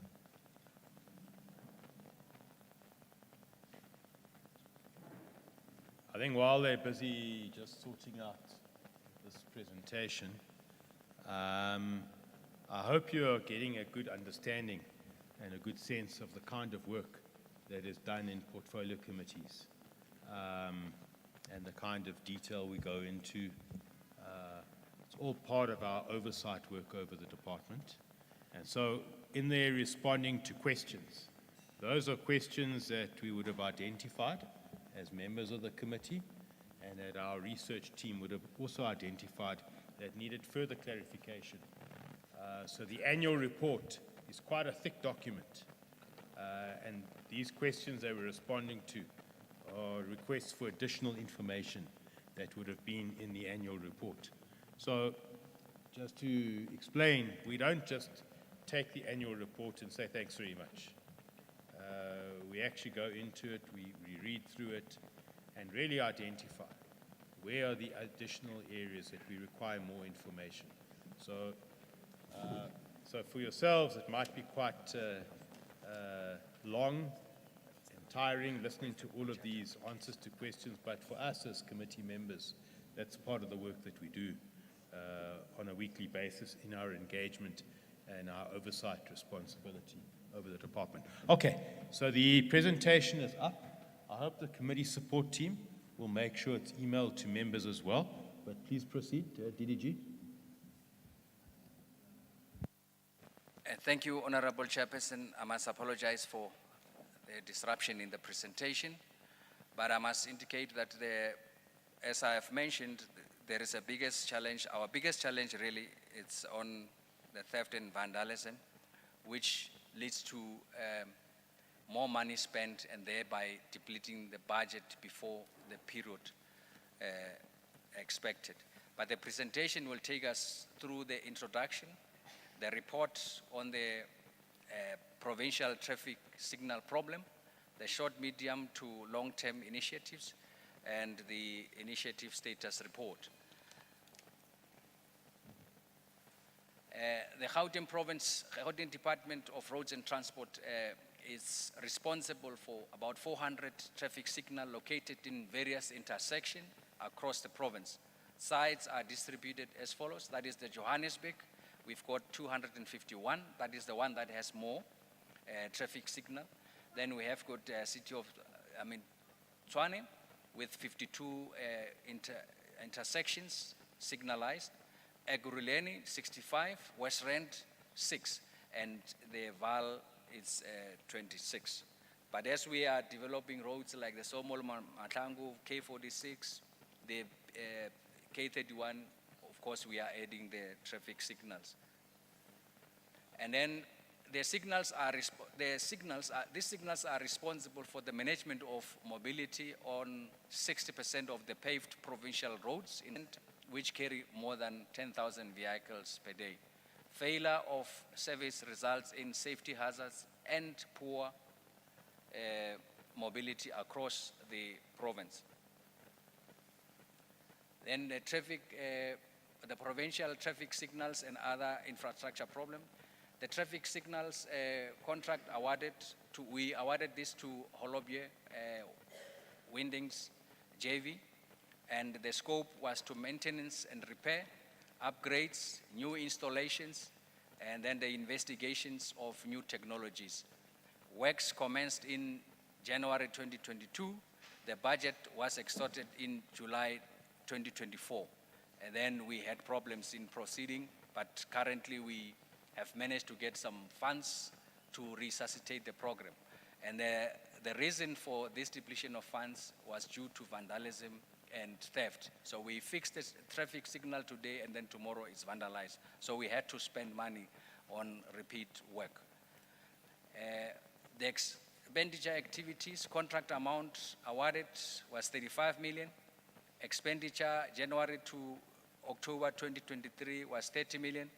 Average rate of expenditure was 1.5 million per month. The pattern of expenditure items, that is the replacement of infrastructure. The major cost items was replacement of copper cables. Then the high rate of project expenditure is attributed to the replacement of stolen and vandalized infrastructure. That is, we spent about 30 million within the first year of the 3 years. So meaning that the 5-year could not really take us through to the second, to the next 2 years as per the contract. The vulnerable items targeted are steel poles and control equipment, solar panels, overhead lines, substations, signal cables, underground cables, transformers, and that obviously interrupts the power supply of infrastructure. Intersections at less densely populated areas, more vulnerable. That is Johannesburg. Johannesburg proved to be most problematic in this regard. Poor law enforcement and experience is characteristic to the current problem of theft and vandalism. Inadequate supportive technology, insufficient human intervention, that is points of duty activities, and community involvement in monitoring and protection of roads furniture contribute to failure to solve this problem of theft and vandalism. And then the department's interventions are guided by the following objectives. That is to restore the technical integrity of lost and vandalized traffic signals, infrastructure to improve intersections levels of services. Our intervention is just a procurement of new service providers over 36 months cycle for repairs, technological upgrades, and maintenance of provincial traffic signals. And then to upscale use of technological and non-technological means in monitoring and responding to traffic signal loss of service incidences. Investigation and implementation of new innovation in provision of traffic signal services, establishment of departmental management center as well. And then another objective is to engage services of authorized law enforcement agencies in protection of the roads furniture, And our intervention is that we entered into service level agreement with law enforcement agencies on the purpose of building community awareness and involvement in ownership and protection of road infrastructure. Intervention, establishment of relationships and open communication and information channels with communities via various media platforms. And then another objective is to establish and implement private sector model of partnership in providing protection and uninterrupted traffic signal services. We are in the process of adopt a robot campaign, the private sector government relationships and infrastructure support program aimed at ensuring uninterrupted provision of traffic signals. So this now is the state of provincial, okay?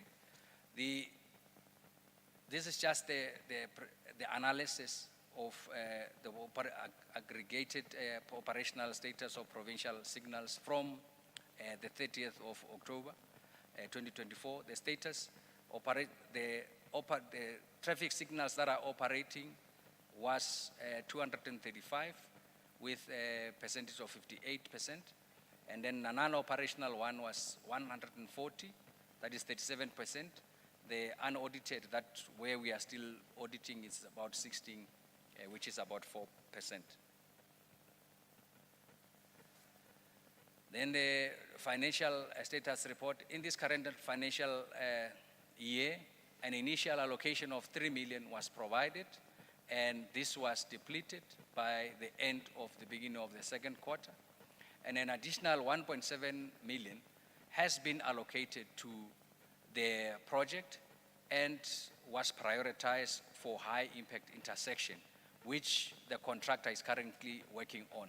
The amount was limited by what we can legally pay to the existing contractor in this current contract. Internal discussions have begun within the department for the allocation of additional budget for the new contract from our maintenance unit, and by the time the procurement of the new contractors is completed, budget would be readily available. Here we are just sort of giving the update in terms of what we have done. The green, it's what we have completed, and then the red, that is not yet completed, Honourable Chairperson. So I will not go through, but there is the name of the intersection, and then the proposed stats and the nature of the work that we are doing there, and the status obviously in terms of the completed and non-completed, and then where we have not started, we providing the revised start for this maintenance. So this is the table as it is, Honourable Chairperson and members.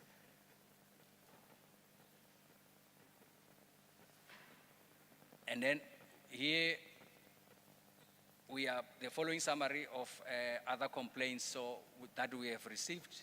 Those are coming from the commuters through the MEC inquiries.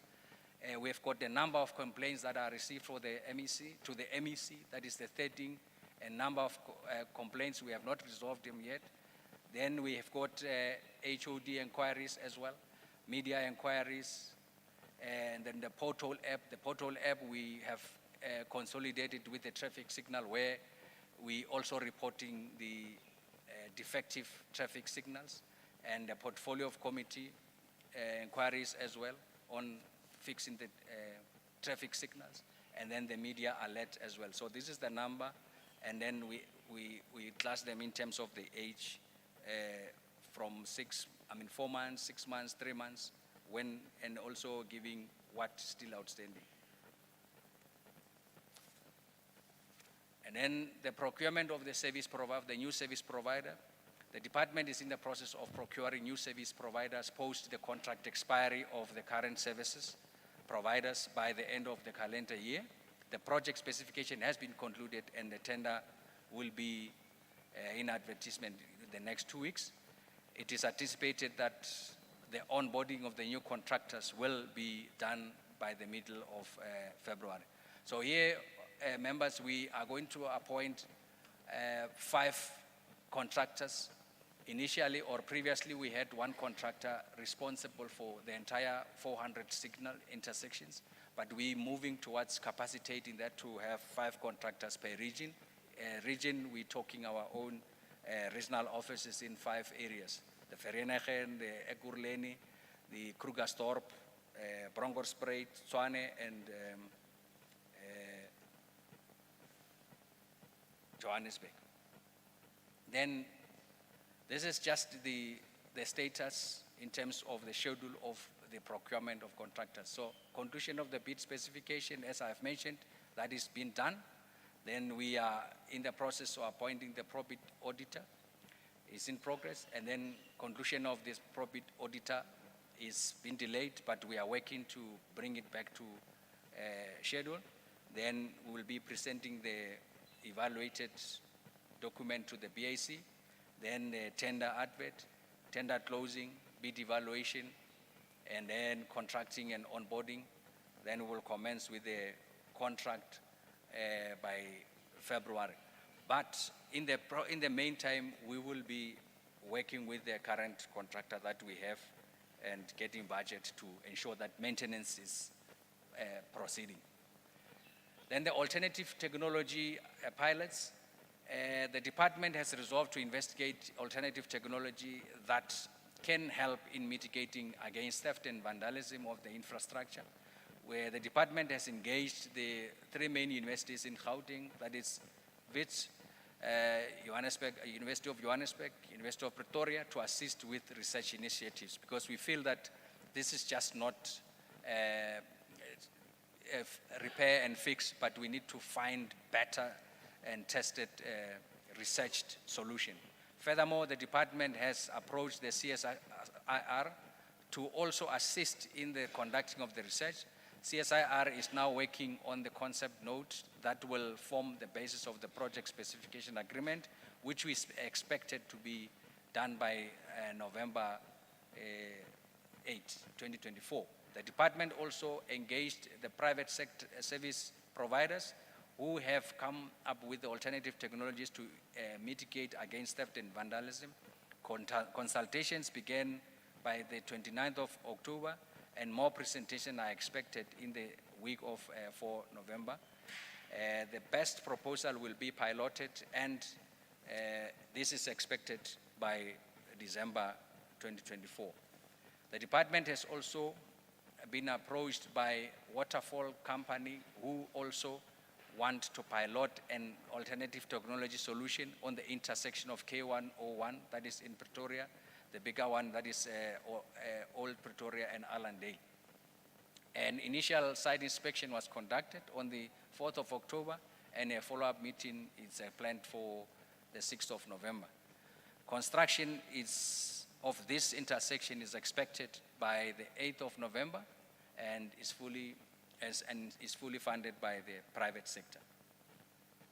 To reduce our reliance on external service provider, the department has identified 203 candidates appointed under our current NYS program with mathematics and physical science qualifications. These candidates will be trained to form the core on the in-house maintenance team that will be dedicated to deal with traffic signals related issues. So previously we were fully basing our capacity or assistance from the private sector, like we have one contractor, but we thought let's rather capacitate ourselves like we did with the maintenance, pothole patching. If there's issues of procurement, we will be able to still function within the department. And these 203 will be spread across the 5 regions. So each region will have a number of technicians that will be able to attend to the traffic signals issues. Of course, there will be specialized services that is required, but the minor, lights and connection, that will be done by these 203 candidates.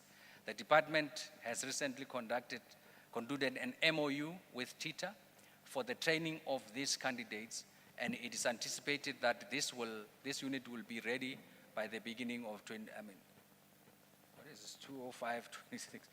I think there's a problem here. It's not that, yeah, it's 2024, 25. To 2025, 26, that is in the next financial year. Through the same MOU, the department will also engage a service provider for remote drone monitoring of the traffic signal, and also have 100 ground monitors in the hotspot areas where vandalism is occurring. So we'll have the drones as well and the ground people to really assist us with the monitoring, because monitoring is one of the problems where we were relying mostly on I will say commuters or road users, but we want to take control in terms of monitoring our own traffic signals. The next bid window for TITA proposal is expected this November for discretionary grant funding for the next financial year of the September bid window, which is currently being finalized. And then the complaints management system, which we were not doing very well in terms of responding to complaints, the record. The department currently utilizes the manual complaints management system to respond to complaints from the monitoring of public. Complaints are collated from the different sources, mainly the portal and the traffic signal apps, emails to the traffic management center, and emails to the department officials and principals.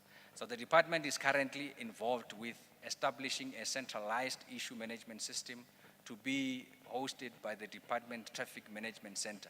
The Traffic Management Center is operational, so we just have to ensure that it's fully operational. And then the trick here is that some of the areas, and it will help us with the monitoring of the traffic signals. Unfortunately, some of the intersections are not monitored by the camera system. So once we have that, we are able to pick up if there's a problem, and the traffic intersection will be able, with the eSIM, will be able to report to the Traffic Management Center in the department of the 26th floor of any defect or any tampering of the signals, so that we can respond quickly without waiting for the communities to report. So expected operation lead time is February 2025. The Adopt Robot campaign, this is more on the partnership with the private business partnership. The Adopt and Protect a Robot campaign is a partnership between the Gauteng provincial government and the local private sector entities whose businesses are situated on the provincial road network. The Adopt and Protect a Robot campaign is one of the key substreams of the department Smart Mobility and Road Safety program. So the program seeks to ensure minimal interruption to function of the traffic signal, provide continuous security to traffic signals, interdisciplinary approach to traffic signal protection. So another item, operations, we don't have no more power outages. So this is a bonus for us. And then the envisaged partnership arrangement will be at two levels, namely the Memorandum of Understanding arrangements between the department and municipalities, that is the metros, district and local municipalities, the MOU arrangements between the department and local private sector entities or business forums. The MOU are entered into between the department and the private entities to facilitate, regulate, and monitor the implementation of the program. To date, a total of 16 MOUs have been signed.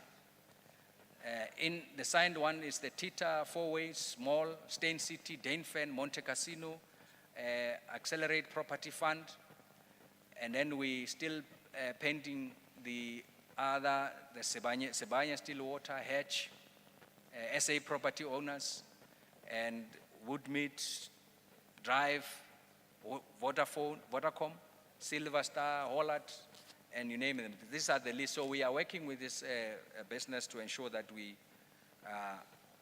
have functional intersections.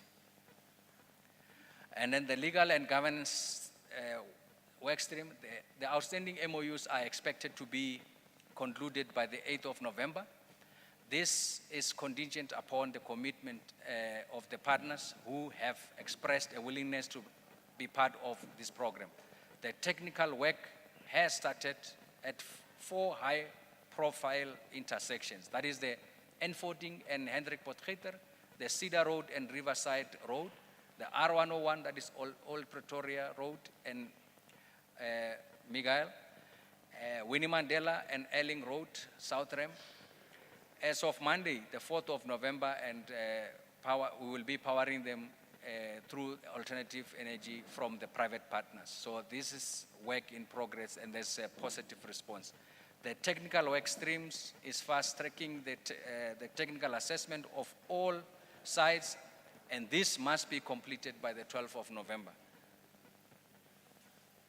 The official launch for the program is set to be around the 21st and 22nd of November 2024, and will be at the following intersections. That is the R28 and Falls Road, Cedar and Riverside Road, Winnie Mandela Drive and Four Ways Boulevard, Hendrik Potgieter and Jim Fauché.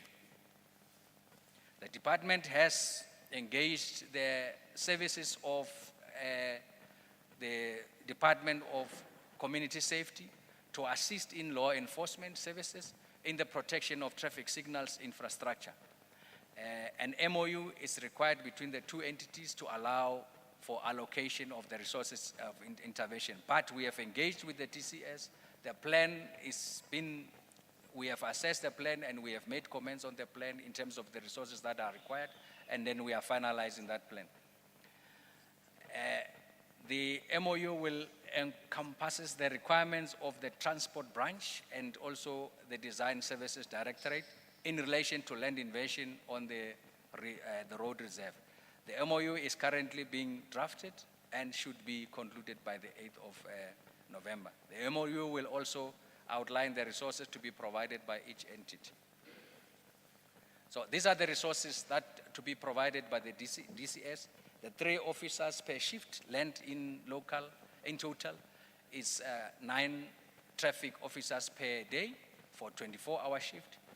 For 5 corridors in total is 45. Then 75 Gauteng traffic wardens per shift per corridor, that is 375 for 5 corridors per day for the deployment. 15 wardens per shift per corridor, and for each of 45 officers. They will have a rifle, shotgun, and a handgun. And then resources as well. DDG, can I ask you just to summarize briefly the remaining part? And I'll tell you why. There are some of our stakeholders are going to leave shortly, and there's a reason, and I want to also enable them to ask questions as well before they leave. I'm not sure, sorry to interrupt, but you can just summarize briefly. Okay, just to summarize, as I've indicated, the challenge really it's more on the. In fact, I was about to conclude. I was just to show what are we doing within the department. But let me emphasize this: the problem with the traffic signal, as I've mentioned, it's more on the vandalism and theft, and this has really caused a serious problem or a damage to the department's budget, which then see us now having to request money, look for money around. And also, we then realize that the solutions for this is mainly to have the capacity on the resources that we have. And the capacity that I've mentioned, Honourable Chairperson, is the law enforcement. We need to have a monitoring from the law enforcement, and we need to have the department having the grounds people monitoring the traffic intersections. And further to that, Honourable Chairperson, we're appointing one service provider for the entire 5 regions. And that is about 400 traffic signals. And that is increasing given that we are building new roads and then there is a requirement for new signalized intersections on the current road network of 5,600. So we are going to now employ 5 service providers, 1 per region, meaning that, let's say, for instance, Bronkhorstspruit will have 1 service provider who will be looking for looking for the, repair and services. And what we are going to do, Honourable Chairperson, should the service provider not perform or be failing, let's say maybe the biggest region being Krugersdorp is battling with the intersection or Johannesburg, we then will have that in the clause to say we can augment the current, the bigger regions to ensure that we are managing. So this is working with maintenance of the road network. The RIFSA contractors. So if we have problems with RIFSA, one contractor in, say for instance, the GMK, we were able to quickly augment it with the Vereniging team, and that has worked properly, Honourable Chairperson. We further are using our own TMC to monitor these traffic signals, because we were not monitoring them. So now technology in terms of the eSIM, that will help us, because it will tell or it will notify the traffic management center in the 45 our offices that there is a problem, and immediately alert the law enforcement to attend to if it's a criminal activity, and if it's maintenance, we'll be able to alert our team to go and sort it out. The other thing is the alternative technology. Copper is being stolen, as we have seen in our analysis there. So we are moving towards from copper towards aluminium.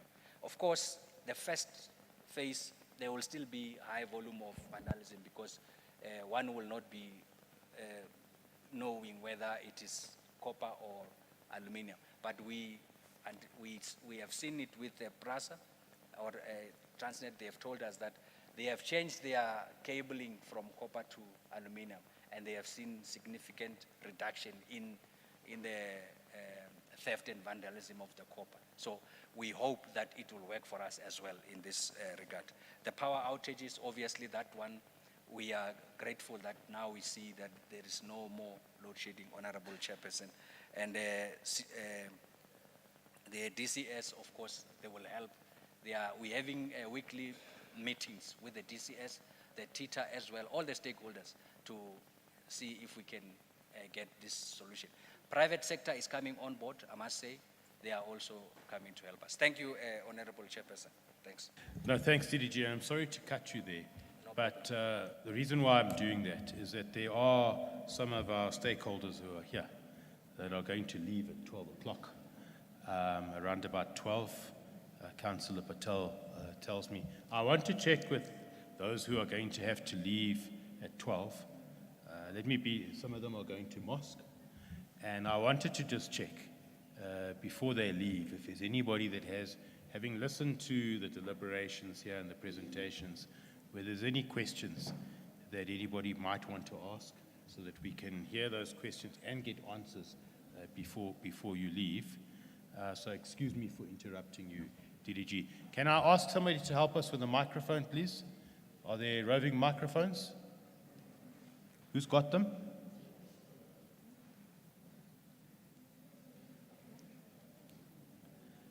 What we'll do, we'll allow these questions quickly, then we'll come back to the committee and then open up for everybody. The gentleman over here in the blue t-shirt, just give us your name and where you're from for the recording purposes as well. Thank you. Honourable Chairperson, members of the committee, officials, Councillor Patel, fellow residents, my name is Yusuf Abramji. I'm a resident of Centurion. Thank you very much for coming to Laudium after many years, I would imagine. And committee members, as you drove in either from the north of the city or from the south of the city, I'm sure you drove on the R55. For those members who don't know the history of the R55, we can write a book. This community was deprived by the then provincial government and the old TPA of a decent road for many, many years, and we lost many residents because of the very unsafe conditions on the R55.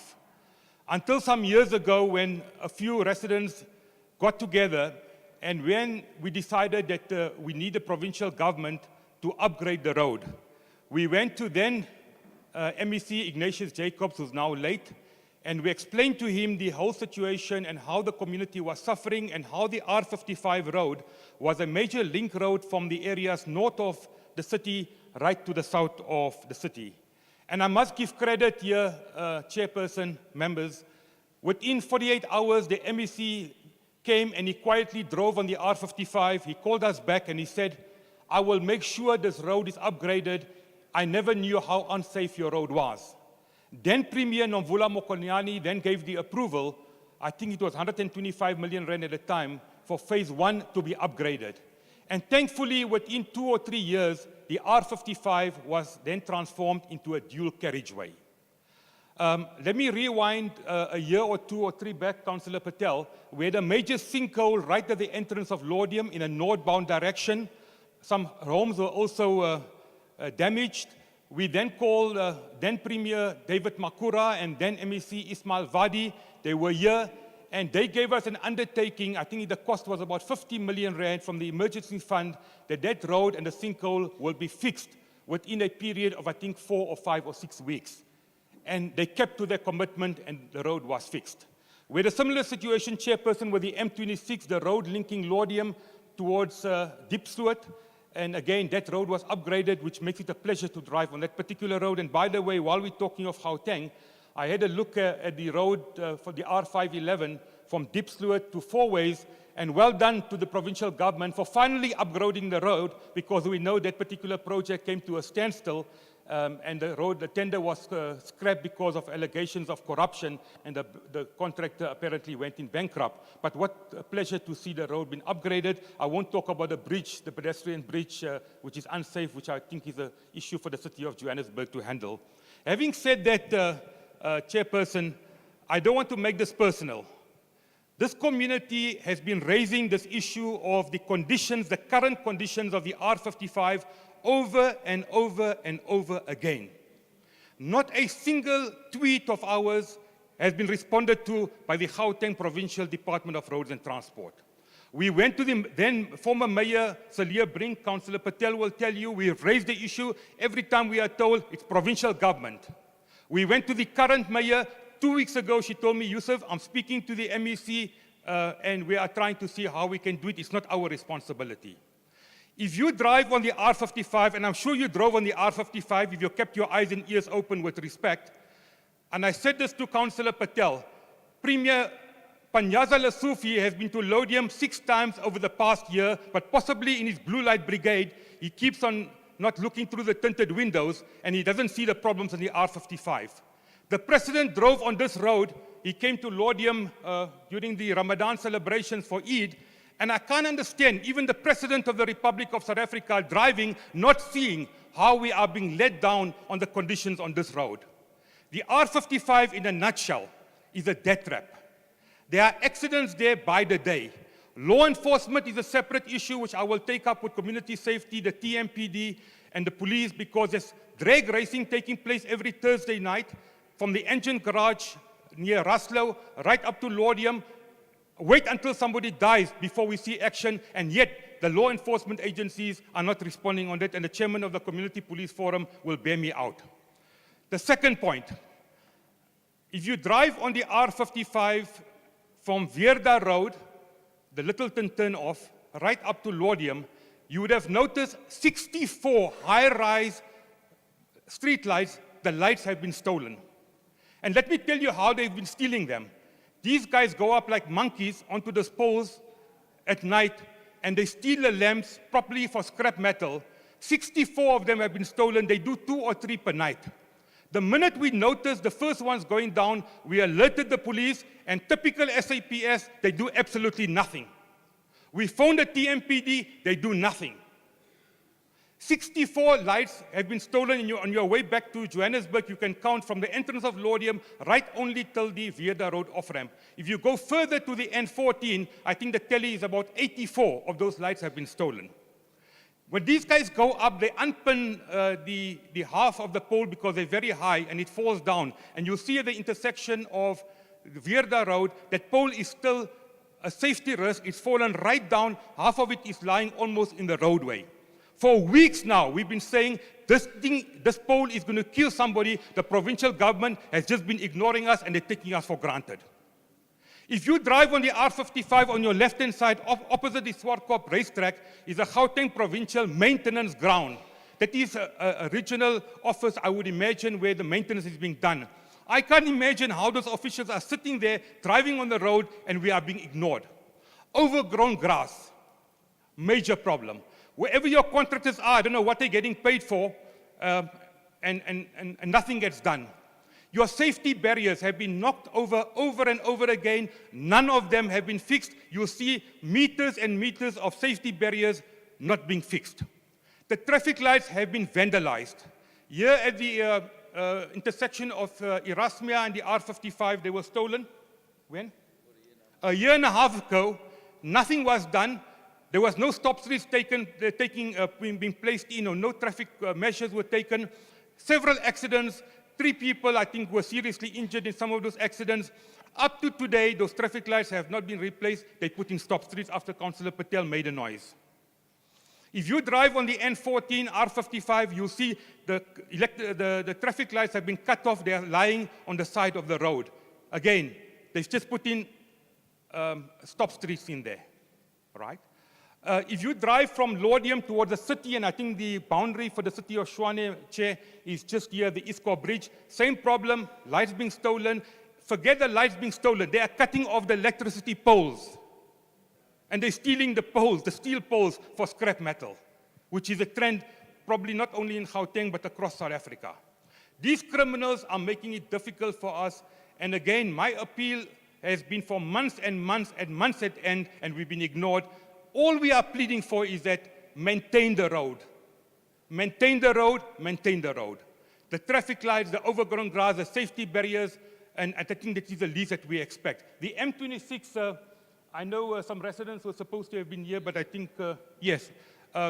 My colleague will talk about the M26, and he will tell you, together with former Councillor Farouk Esop, Councillor Patel as well, and the residents, we took up the issue. It's been upgraded, but we have a problem there where residents have been complaining about traffic calming measures at the one intersection, and very little or nothing has been done. Why must we wait for people to die? We know that this particular R55 road, and Mr. Wahab will tell you, is a haven for criminals because criminals love the dark. And as anti-crime activists, I can tell you, I've been fighting with the city of Tshwane about the street light problem. We've had blue light gangs hijacking our people on this road because of the dark. We've had corrupt metro cops stopping motorists in the dark, taking money and bribes, which is a common trend. So all we're asking for, and we're pleading to the Gauteng Department of Roads and Transport, is please, please, please, you've got a budget, maintain your roads. I don't want to even talk about Vereniging, because every time I tweet about the R55 like I did now, people say, but what about Vereniging? What about here? The Gauteng government is not maintaining this particular road. But I'm speaking here as a local resident, and I hope that our pleas for assistance and for help, Chairperson, will be listened to. I'm going to ask Councillor Patel just to summarize as well. Thank you.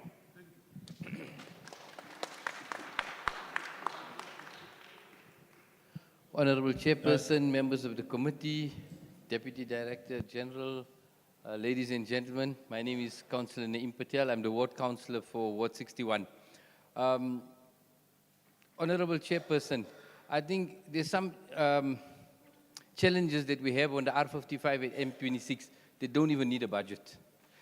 The light pole that's lying on the Veerbrug robot, all it needs is a team just to come and lift the thing up. 3 nurses from Unitas died on that intersection. We lost 3 nurses on that intersection. Yusuf was talking about Erasmia. We had 4 people in an accident, 1 passed away. Same thing with the military road and the R55. So some things don't need money. On the M26, Ismail Vadi, the ex-MEC, former MEC, built a beautiful road. Beautiful lights. It's state-of-the-art lights. It worked for 1 day, Ismail. It worked for 1 night. There's nothing wrong. They can't steal cable, it's bundles. So it's not even a cable issue. 1 night. There's no budget required. Is there nobody that drives the roads to see these are the problems? Or when the community comes to the committee or to the MEC, I've written to the previous MEC, I think probably 20 times. That MEC, all you need to do, come put the plug up and the lights will work. There's no budget required. It's not a budgetary issue. I understand all this. It's not even a service provider needed. The province has people that work for province. They just need to fix the lights. Community is not only Laudium. Attridgeville is the same issue. Our brother and sister in Attridgeville, from here, the robot doesn't work right up till Pretoria West. Traffic in the afternoon is chaos here. People are dying daily. And come to the community. Honourable Chairperson, you know this community very well. Come and do a partnership with this community, I promise you. Yeah. And then the M26, at the bottom on Grey Street, we had two serious accidents. I think there was somebody that passed away about 2 or 3 weeks ago. We need traffic calming measures. It's a road where you turn into Erasmia, but it's also the road that goes straight to Gfleet. So when the car is stopped, the guy behind him is hitting him because there's no robot, there's no stop street, there's no turning lane or anything. It's just one straight road. So we just need a traffic calming measure at that road. So please, once again, an appeal. We need to get the street lights sorted out. Every day we sit here. When the first light got stolen, Yusuf will tell you, I spoke to the MEC that same day, the first light, 64 gone. So we'll wait for the next 64 to be gone, and then we're going to have no budget to fix those lights. But please, if we can just, the ones that don't need budget, can we sort them out? Thank you. Is anybody, okay. Good afternoon, Mr. Chairperson, Gauteng Provincial. Thank you for coming for Laudium. My name is Shane Wahab. I'm the CPF Chairperson for Laudium. I'm the elected Community Safety for City of Tshwane, and I'm here as a concerned citizen. I think Yusuf and Naeem has spoken about the R55. I just want to add from a crime perspective. From crime perspective, we're sitting between Erasmia and Laudium with 70 wardens. We're sitting in Etridgeville with 100 wardens. We've got almost 200 wardens, and I know what goes on in the police station. They're actually bought. They don't work. They hang around.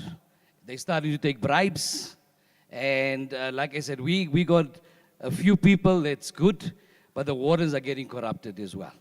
So what we're saying is, as you said in your presentation about the role of the wardens, which is an easy solution for the R55, to post the wardens on the R55. Secondly, the R55, we get people hijacked, not on a weekly basis. Maybe on every second, third day, people are hijacked. People are robbed. They're kidnapped. The TMPD and SAPS, which I'm dealing with SAPS, as people complained, because of the non-functional robots. Non-functional robots, the roads are busy. People obviously, when it's darker, don't stop with the robot, maybe just heal. The police obviously, or TMPD, sees an opportunity for bribery. So this R55 is a road of hell. And like I said, having the Premier coming here, having the President coming here, having many ministers coming here, but like I said, they travel with blue lights.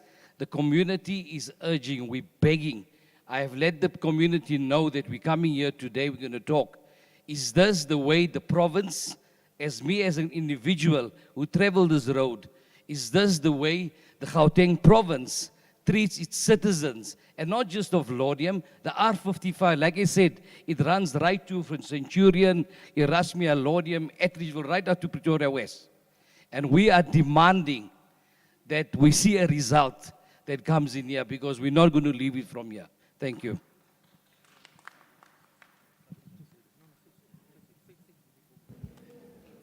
Sorry, okay, please carry on. MEC, my name is Ismail Essa. I'm a resident of Erasmia. I'm sure you've heard a lot about the M26. Let me tell you, the corner is M26 Grey Street. It's used by the mines and the residents. It's on a curve. So it's a concealed entrance. I cannot understand at a concealed entrance, there's no signs, no lights, and no traffic calming measures. We have weekly serious accidents there. So please, if somebody can have a look at that. Thank you. Is this all part of the same group? Because I'm not opening up for everybody else now. I want to allow quickly. Sorry, sir. Sir, I want to, because some of our guests are going to leave now. So I want to ask the department just to give a quick response if you want to, or you need to. And then I want to just try and sum up on this cluster of questions. Then we'll come back to the committee. Did you, Mokobani?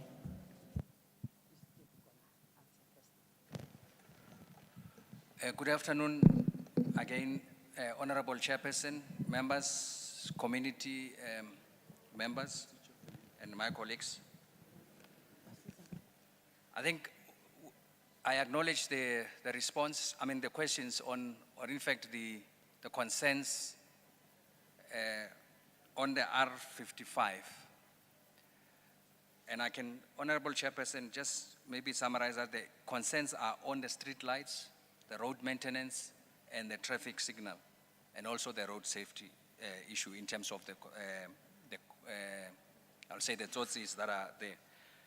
On the traffic signals, Honourable Chairperson and Honourable members, we are busy with, as I have indicated, because of this theft and vandalism, we have got a priority list, and the R55 is on that priority list. Unfortunately, we have not yet started on that, in this road.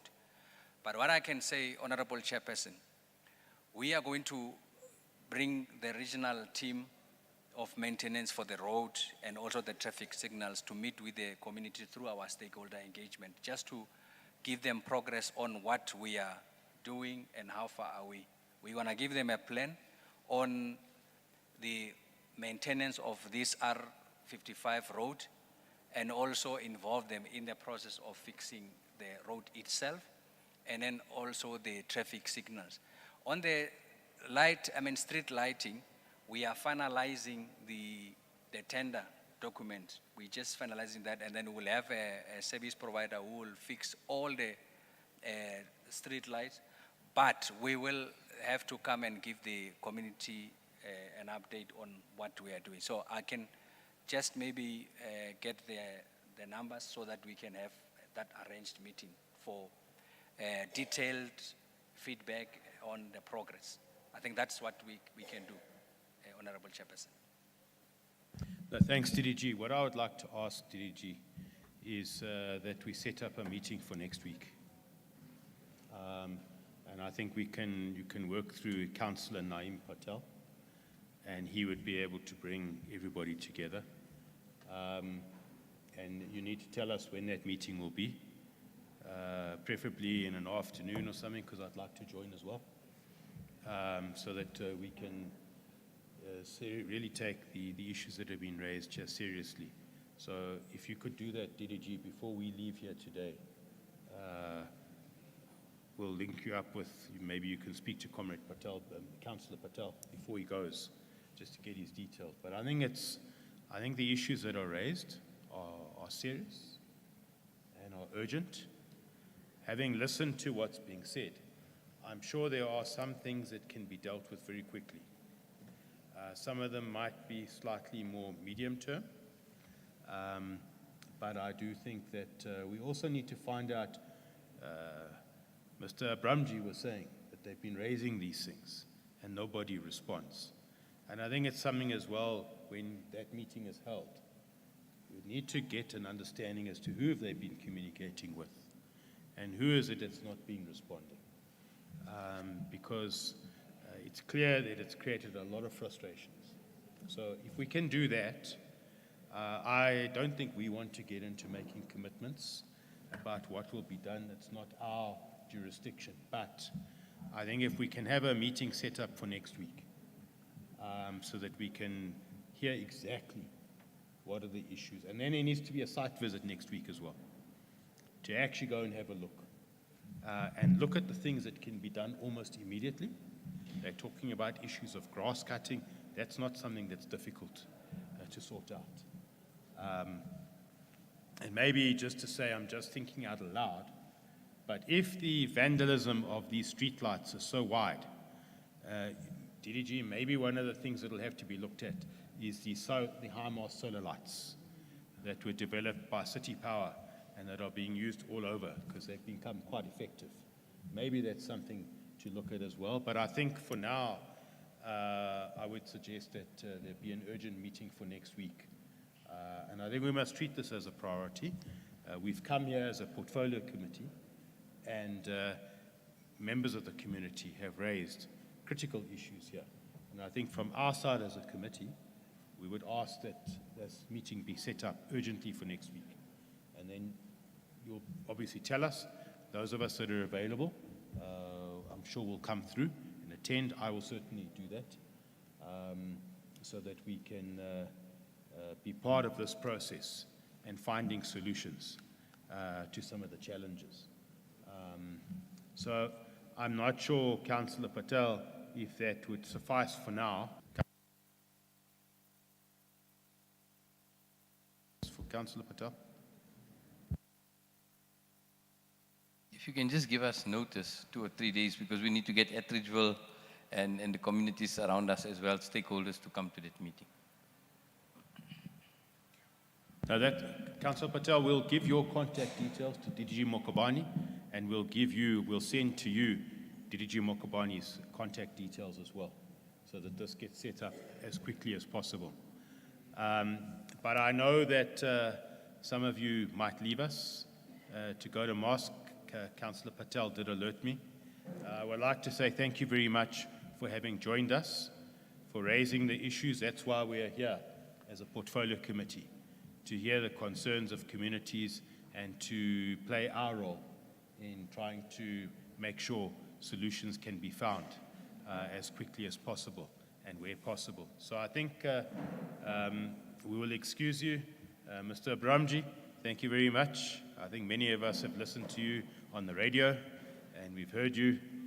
We appreciate you coming here and raising the issues that you've raised, and hopefully together with the committee, with yourselves and with the department, solutions can be found to some of the challenges that you've raised. So thank you very much on that note. What I'd like to do, members, can I check with members of the committee? If I come back, and then we're going to open up for everybody. Can I check with members of the committee if there's any questions you might want to raise based on the presentations? Let me check with members. Member Masuleng? And then after Member Duplessis, your hand was up? Member Duplessis, and then I'll take Member Mklongo afterwards. Thank you very much, Chairperson, and thank you for the opportunity. We actually welcome the presentations. I want to touch on the Gfleet, Chairperson. The Gfleet presentation. They have mentioned that they achieved 5% while they targeted 17% of people with disability. Departments are actually struggling to achieve these targets. Can they please share their best practices? Because everywhere we go, we hear that they did not achieve their targets, especially with women and people living with disabilities. And then on the high vacancy rate of 21%, how is the department planning to address this issue? Because, 21% of that high rate, is it junior posts, middle management, or senior management? If they can just give us a breakdown. And on DRT, they've touched on the business rescue on one of the bus operators. How far is the business rescue? How far is the process currently? On the question 8, they have indicated that they completed one project. I just want to know which project is completed and which one is still outstanding. Okay, on the reports, I'm very disappointed. On the robots report, I'm highly disappointed, Chair, because we were not given an opportunity to go through the report. It was just presented here. But I would like to ask a few questions on these robots. I believe that they have signed a service level agreement with the service providers. How much are you going to spend in outsourcing these security measures? And I also heard that they are going to have 5 contractors per region. 5 contractors per region, while you have, in other region, you have highlighted that in West Rand, you have highlighted that you only have 6 robots. Are you also going to have these 5 contractors in West Rand? And the memorandum of understanding, have you partnered with the municipalities that are involved? If you are not, if you have not partnered with the municipality, like for instance, in the city of Johannesburg, city power, is it not breaching the contract? And who are the partners actually that you have partnered with? What does the contract entails? The overall amount of the project, Chairperson, is very key. If you don't have all these answers now here, can that be forwarded to us? Thank you, Chair.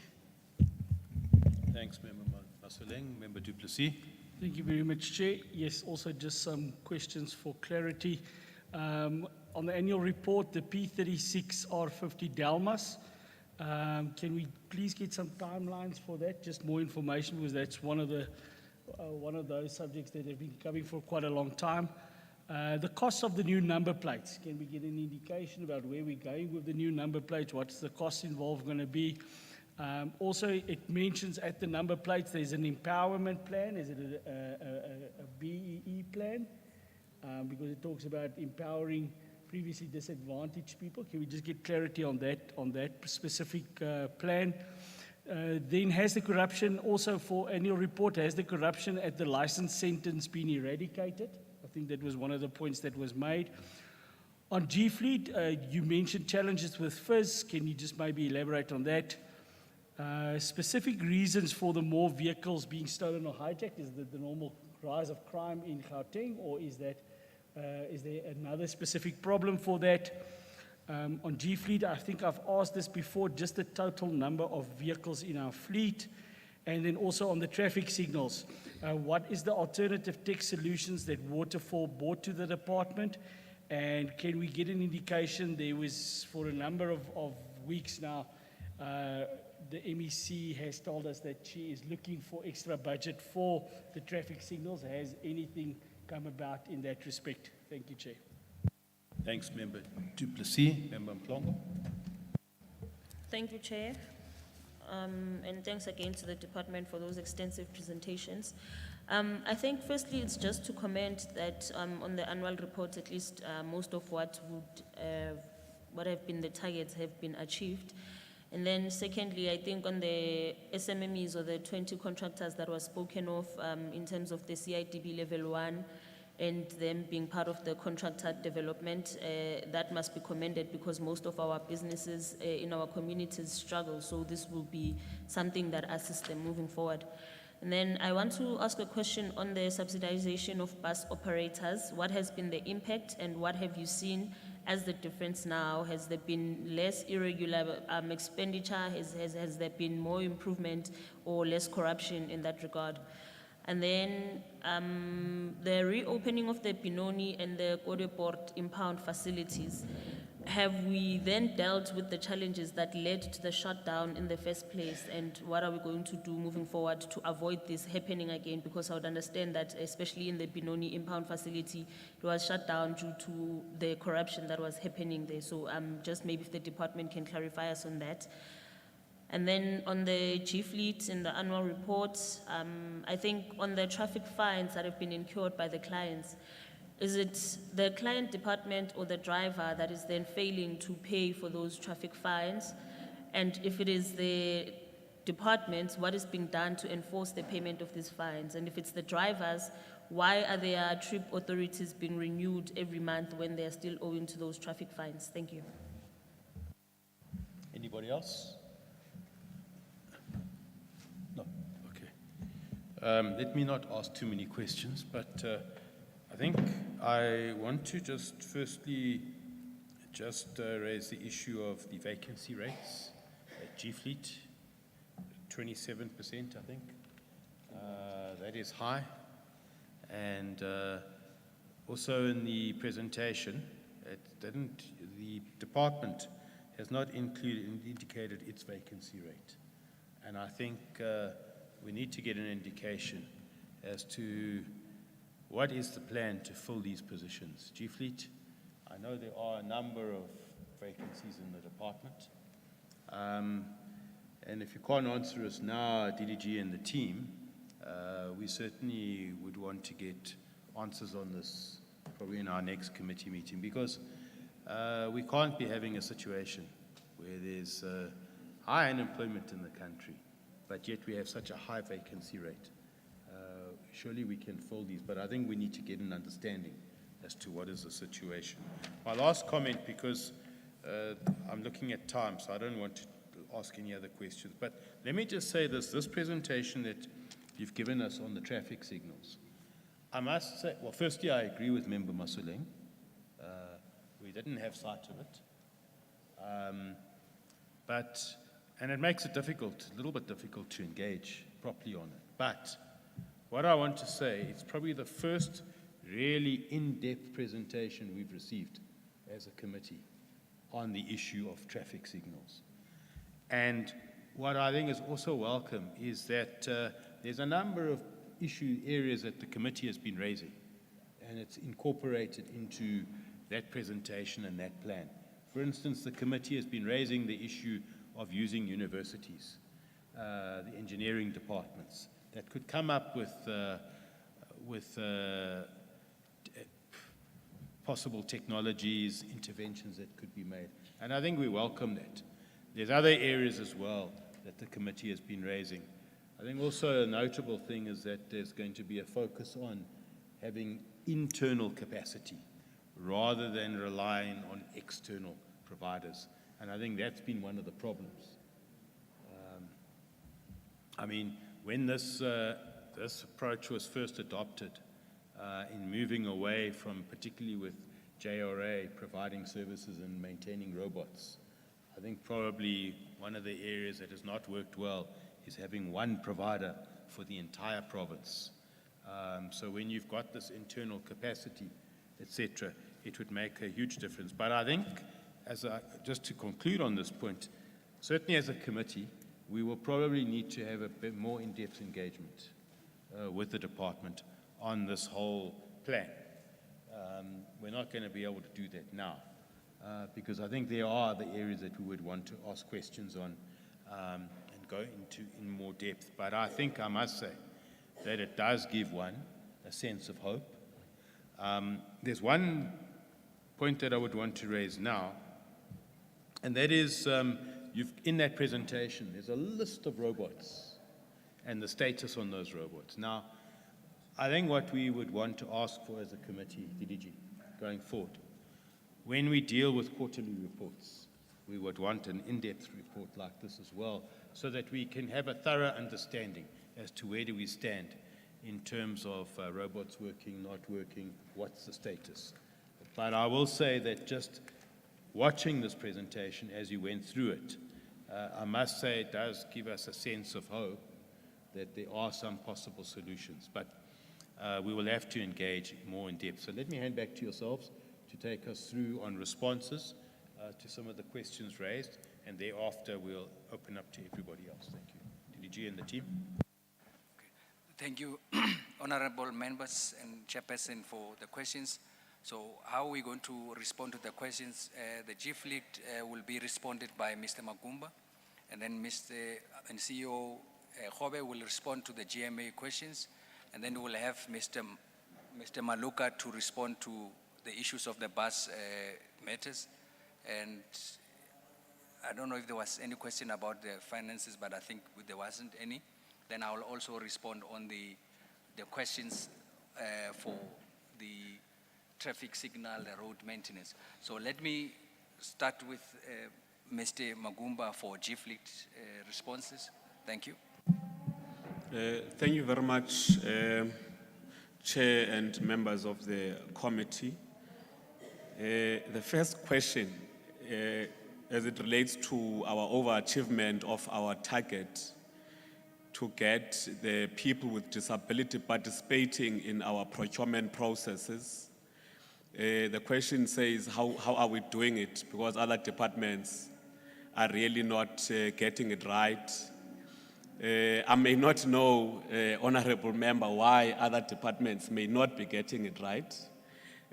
But we're happy that as Gfleet management, we're able to entice people with disability to participate in our procurement processes.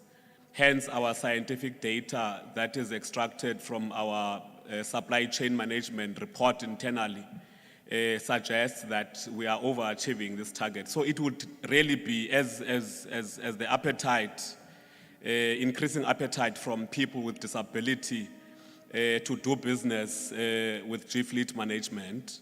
And I think that will be our answer to that question. The second question relates to the vacancy rate of 21%.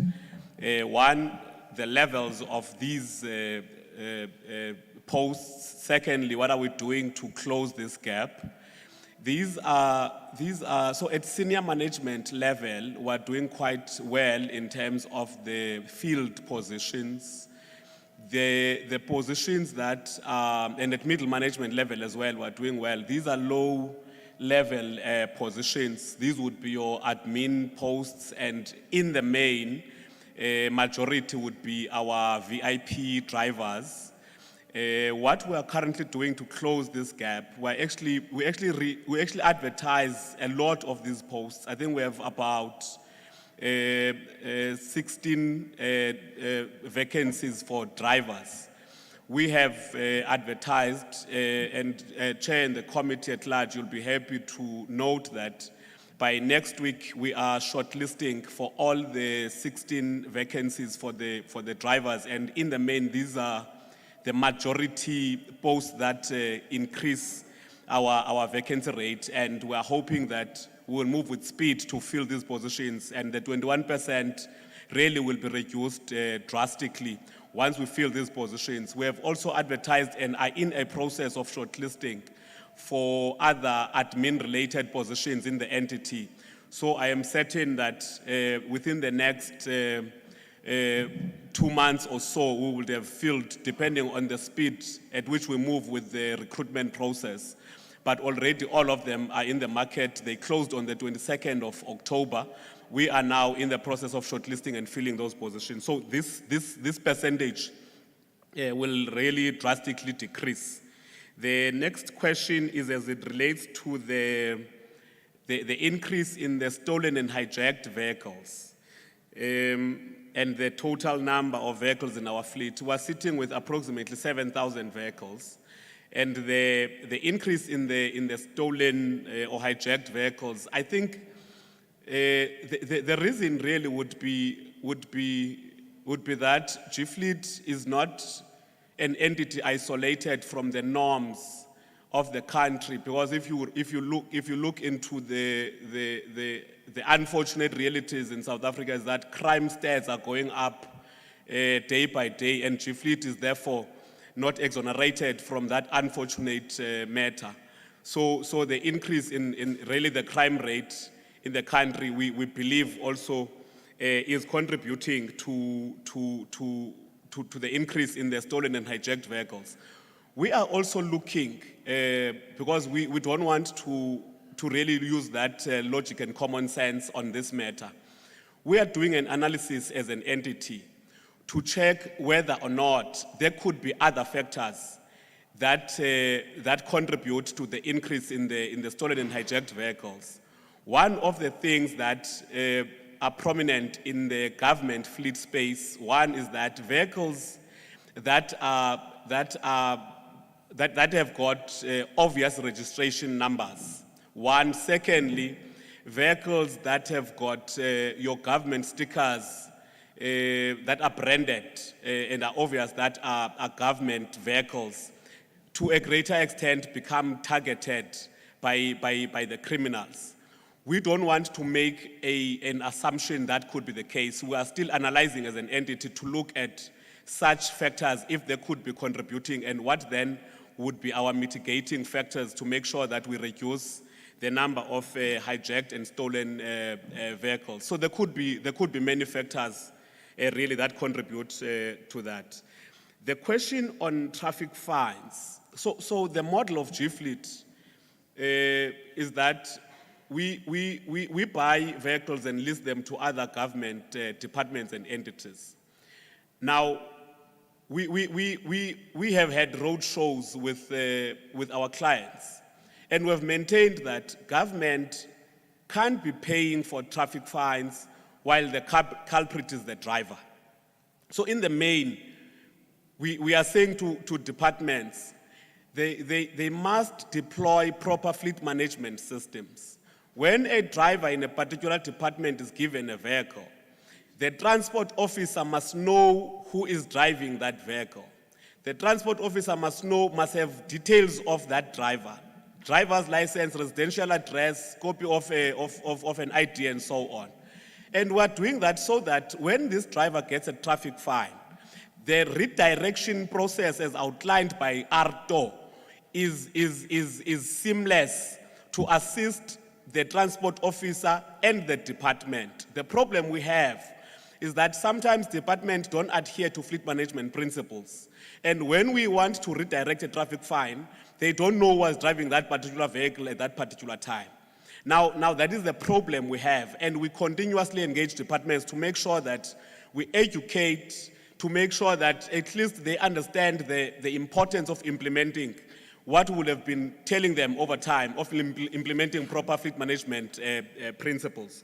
So to answer that question, it is the driver that should be paying. The problem is that the departments are not coming forth in identifying who is the culprit. And unfortunately, we are unable to then say, we're not going to approve a particular trip authority of a driver at the Department of Health, because in any case as Gfleet, we have no sight of who was driving that car at that particular moment, because our IGVLA or our SLA is with the department and not with a particular driver.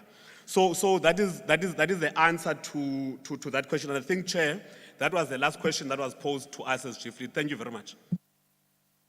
Thank you. I'll have Mr. Maluka for the bus subsidy questions, contractors. Thank you very much, DDG. As of the committee, I think there are about 5 questions that I'll deal with. The first question relates to the business rescue. How far is the business rescue in relation to Northwest Star, ma'am? I think it's important to explain that Northwest Star is an entity of the Northwest government. It's not of we do not necessarily have a direct relationship with it from an ownership point of view. So it's the Northwest government that has actually gone through the process of the business rescue. Our relationship with Northwest Star is that they render services for us in terms of traveling commuters, and we pay them per kilometer. They basically try to get the subsidy from us, primarily because of the policy. But I must indicate that there are a number of challenges that we have experienced because we are directly somehow impacted upon from an expenditure point of view if they do not render such services. We've had engagements with the Northwest government in terms of the interventions that are required, but we have not necessarily succeeded. And you would have also noticed that recently, I think the portfolio committee visited and is instituting certain measures to try to rescue the situation in relation. But more or less ourselves, Northwest government, as well as employees and workers, I think there's a lot of dissatisfaction with the performance and the behavior of the business rescue practitioner there. So it's a matter that most probably needs to be followed up, but we are not necessarily responsible for it. But we are obviously have interest because the subsidy that we pay directly goes to them. I hope that should be able to clarify that issue. The second issue, I think, relates to the cost of the number plate. The price of a number plate is not necessarily regulated. I think the industry itself regulates it, but we, as part of the process of the project of introducing security features in the new number plates, we have considered the impact, what would be the cost implications for these new number plates, and we have engaged and both made an analysis in terms of the entire value chain, from the reflective sheet suppliers, aluminium suppliers, blankers, and the actual embossers. The value add that will make in terms of the new security features, what will be the impact, and we have looked at that. And part of our engagement, it's something that we will be looking at. So it's something that we'll most probably look at if there's an opportunity to regulate it, but at the same time, if there's an opportunity for government to be able to generate revenue as part and parcel of that process. But effectively, in a simplified version, is that there isn't a regulated cost as yet, but something that we're looking at. I hope that also clarifies that matter. But we're very, very cautious of it, that it's something that the public will definitely have interest in. And because in our engagement with blankers in particular, we have indicated that because they've got a lot of investment to make with the introduction of new security features, they have to be cautious of the cost implication, and I think those discussions are ongoing, and these are some of the things that we'll look at, but yeah, we'll deal with that. The empowerment plan, I think empowerment in the main relates to the fact that currently we are registering all the embossers, the people that actually sell the finished product of a number plate. And as part of the regulation process, I think there are about, we've so far registered about 84. And in our calculations, we expect to be able to be efficient in effective render services in the province would most probably require about 400. And if we do that, it's important that whilst there are established ones, there must be new entrants. And I think empowerment plan and empowerment engagement relates specifically to that. But also if there could be other role players in the entire value chain. One, reflective sheet suppliers, they are all foreign. There's no company in South Africa that produces reflective sheet suppliers. These are the lines on your number plate. There are only 3 blankers in the country that are responsible, which are very dominant in the industry. So those are some of the things that we're looking at in terms of creating opportunities broadly. So there's a plan that we're working on. But the key issue and the challenges there will relate to funding for the new entrants, in particular embossers and so on. So I think that's the content of the content of issues that relates to empowerment on the number plate. Corruptions at the DLTCs, I think it's an ongoing challenge, it's an ongoing problem that is there. But I think that our content, there are a number of sections, I may not necessarily be specific, in the National Road Traffic Act, including the National Land Transport Act. And I know that the key focus is mainly on the National Land Transport Act as it relates to public transport, specifically taxi violence. But there are the MEC in terms of the National Road Traffic Act, in certain sections via the minister, has to establish an inspectorate of registering authorities, which relates to DLTCs, vehicle testing stations, and motor vehicle licensing centers. So that function is very important, that when you want to deal and improve internal controls, because fighting corruption is not necessarily about arresting people. You have to build internal controls first so that they are able to trigger wrongdoing, and you are able to make sure that you are able to intervene where necessary. The department, as part of the request that we have made, Chair,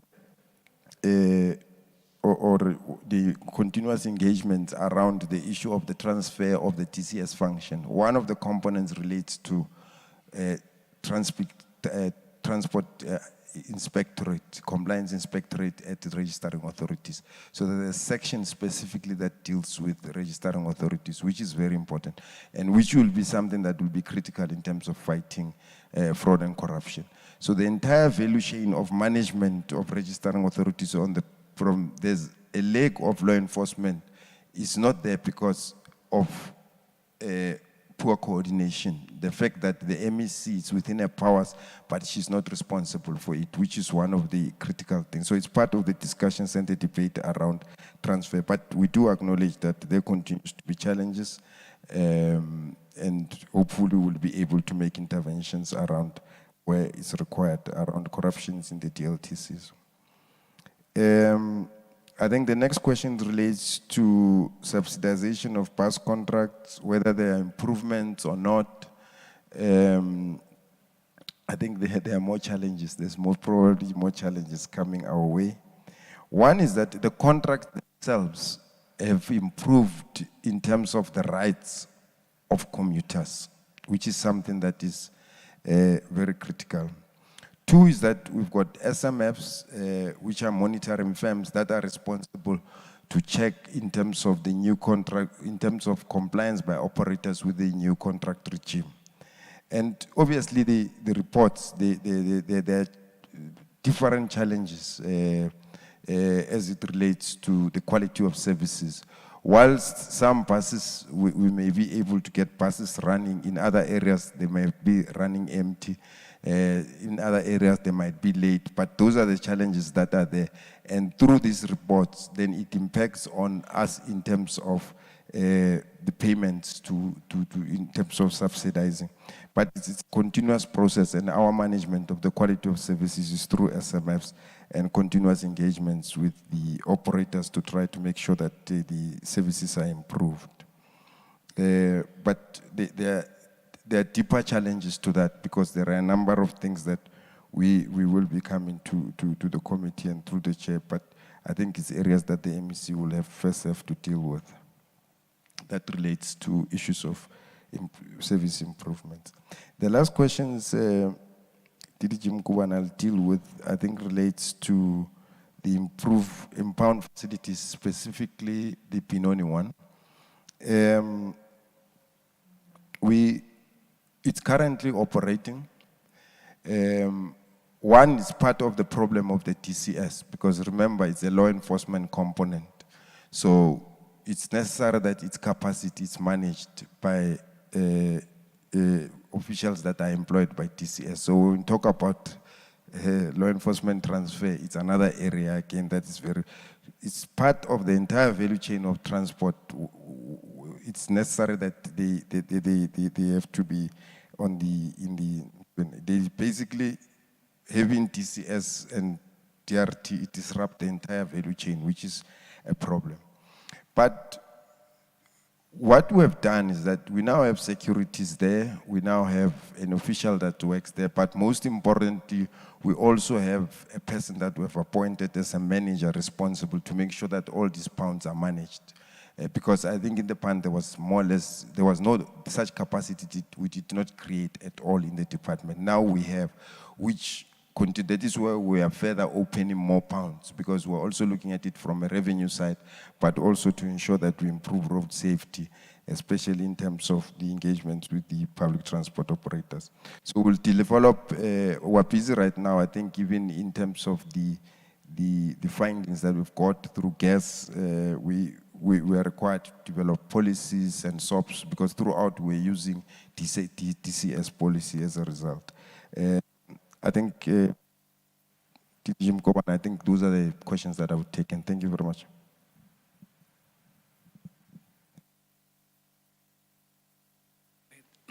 Thank you, colleagues, Mr. Maloka, Mr. Makumba. I will then take few that are raised for the department, especially on the road infrastructure, maintenance, and so forth. But I must also apologize on the report for traffic signal to have not been submitted or submitted late. And I think it won't be a complete response on our part, and even on your part, having not really read the report. So if possible, or if it's acceptable, Honourable Chairperson, we will provide, we will let the members to study the report and be able to raise questions on the report that is provided. And then we will also, because I see there's questions on what it entails, the MOU entails, and provide the specific details as per the MOU, what the private business is to do, and what we are going to do as the department. But I can say that there is no cost from the private sector in terms of them supporting us. It is more about us ensuring that the robots are standing, and then they assist us with the power, if there's any power issue. They assist us with the sort of monitoring from their security, from the premises. And also, some also said they will provide the fixing, the maintenance of the actual traffic signal, but that is in the MOU. So we'll share the MOU with the honourable members just for them to further ask us more questions. And also the risk that is implied in there, because if you are working with a private sector, exactly what is it that they are going to gain. But so far, it's more about the functionality of the traffic signal, because it really affects the mobility of the traffic flow.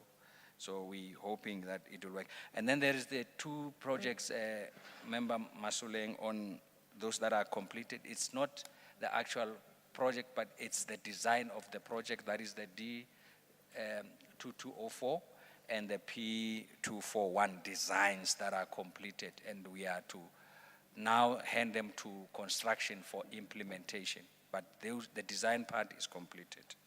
And then there is on the question about the Delmas R50, the timelines, it was raised by, I think it's Member Du Plessis. The sinkhole, I can say it will be opened for traffic by this December. So we are about to be complete with that Delmas sinkhole. We have completed already the other carriageway. We are now busy with the other carriageway. So we will be completed for traffic opening the beginning of December this year. And then I think, yes, I think that's all. The contractors, I think Member Masuleng asked the question of whether the signalized intersection, yes, the contractors will be given work according to the scope or according to the intersections that we have. So if you have 5 intersections, obviously you will be maintaining 5 intersections, 3, so and so. But they will be appointed up according to the scope of the traffic intersection within the area. But it's one contractor by region. In total, it will be 5 contractors. And then that will be augmented, of course, by our own internal team that we are trying to establish. Thank you, Honourable Chairperson and members. Okay, thanks, DDG. Members, as I've indicated, I think on this presentation on the robots, we will have another bite at this. We'll go through with the support team, identify which committee meeting before we close for recess, so we can drill down in depth into this particular presentation. But thanks for that. What I want to do is I want to open up to members of the community, stakeholders that are here with us, who've been with us from the time we started, that might want to ask questions. There's a gentleman here. Sir, I'll take you first. Can I check if there's anybody else? Okay. So I'm going to take the gentleman over here, person over there with the white hat, number 2, number 3 with the purple shirt, top, if I can call it, then 4 with the blue cap. Those are the hands that I've noted, 4 hands. Anybody else? Oh, okay. Number 5, gentleman with the blue cap. All right. Sir, can we just, the microphones, please? And then just give your name and surname and who you are for the purpose of the recordings. Thank you very much. Thank you, Mr. Chair. Gauteng Legislature, the Department of Transport, and other stakeholders, community at large.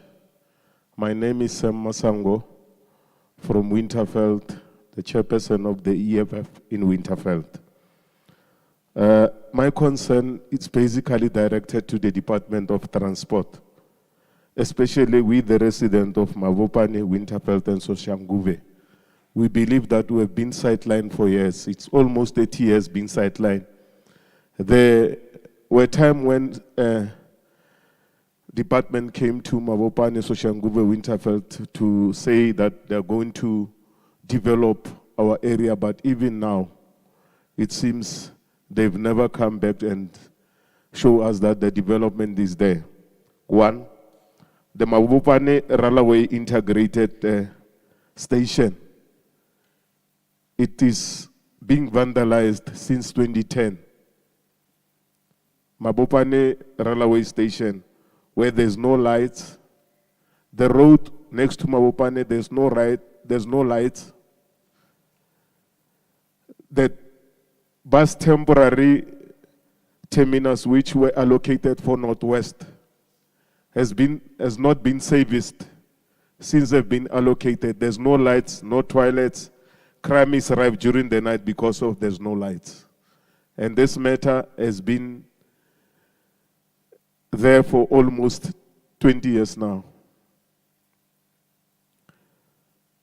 The Bushveld Road to Winterveld, there's no lights. Lights are not working. From Bushveld Road, the roads that from Pretoria that goes through Soshanguve, lights are not working there. Mavopane Walter interchange traffic intersection, since 2009, those robots are not working since 2009. And the Northwest bus service, which the buses are not on time, there's no proper facility for our community to have a terminal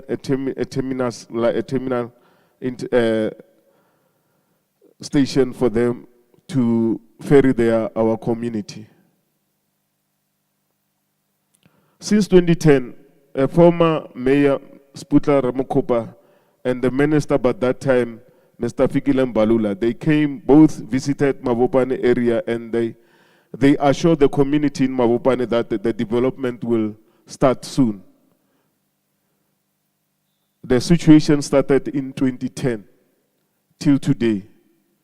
There's no development in Mavopane, Soshanguve, and Winterveld.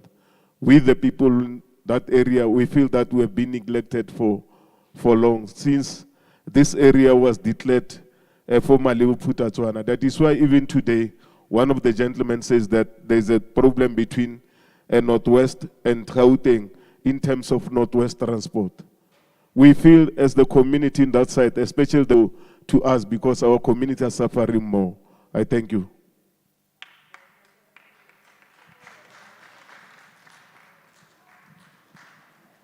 Dumela. I doesn't know English very well, but I will speak little because I'm a dunderhead. Oliver Bosch, R55, beginning to stop 14, till Oliver that side, no robot, no nothing. It's only a stop sign. The people die right through about that robot. I've got 5 years that robot doesn't work. It's painful because we are black person, we speak, but always we come here to speak one thing is wrong. You must attend that matter because we say to Premier, last Premier, come and build us a bridge to go that side. Because if we pass in the street, we die just like a fly. Now, You are last. Sometimes I speak with you. You can come and attend that matters. Because it's painful. When the people come to want the election, they come, they run. But if we die, the people say, we make condolence. I'm not coming back with that condolence. I want that robot to be fixed. Stop 14 till Blaza Oliver Bosch. There's no robot for 5 years. Now, we calling only to come here to speak. It's painful. Next to the Blaza, there's road. We want a bridge because the foreigners stay next to the road. They say, no, there's no space of bridge. No, I can't go to the Zimbabwe to build the shacks in the street. Please, make something.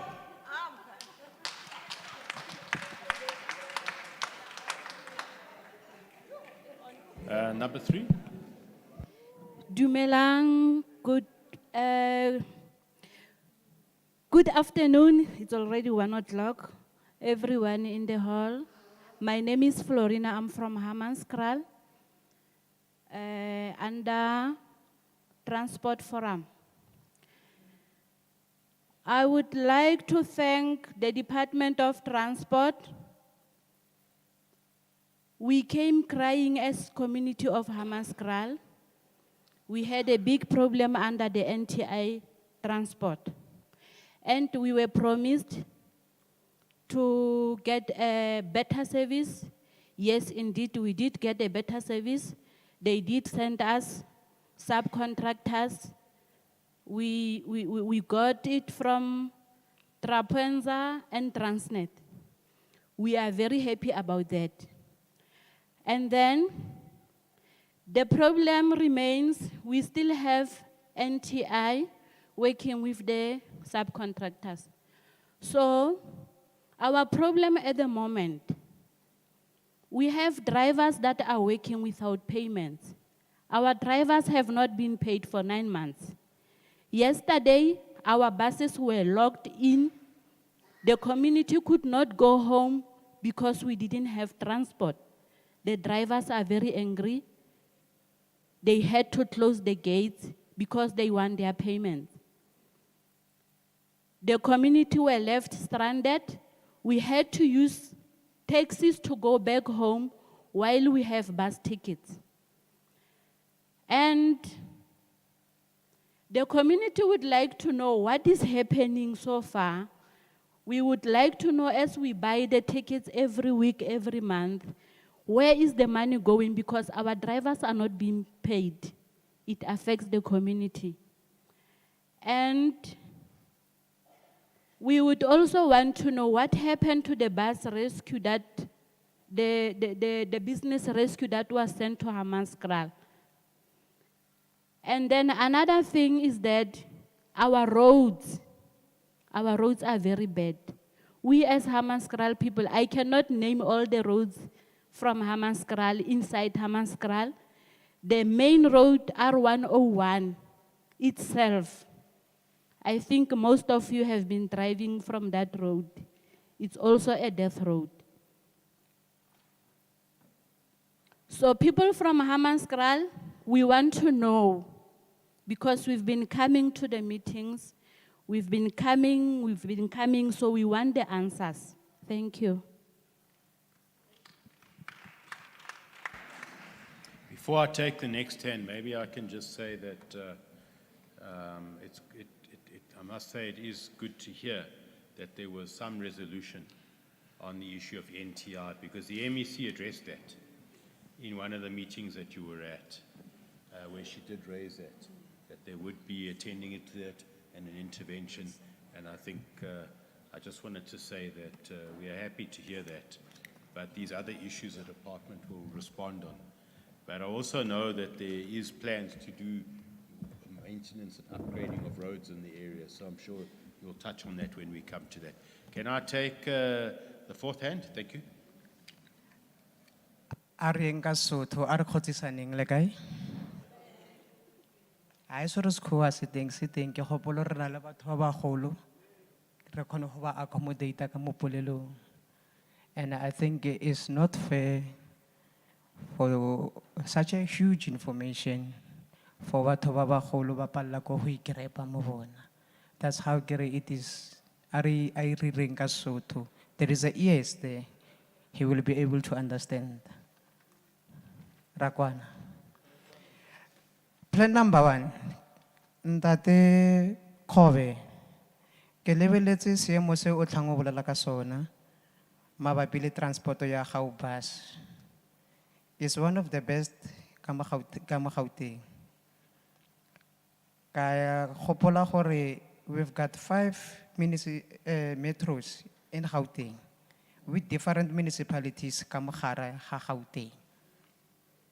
Sa go sha botlhoko thata mo gare dipolelo tse ke gore ka mogare di municipalities tse re na leng tsona ka mo Gauteng is only 2 municipalities tse ba kgonang go rana dibese tse leng tsa bona, which is Tshwane le Johannesburg bus.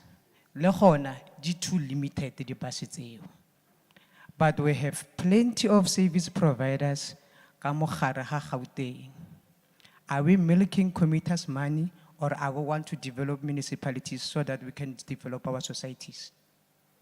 Ke di question tse ke di lebisang go wena Ntate Kgobe. Ntate Kgobe, ho kgonne go manage gao bus? A go pale gore re ka tseya EG Motlhala, re ka tseya City of Tshwane from Hammanskraal to where it ends.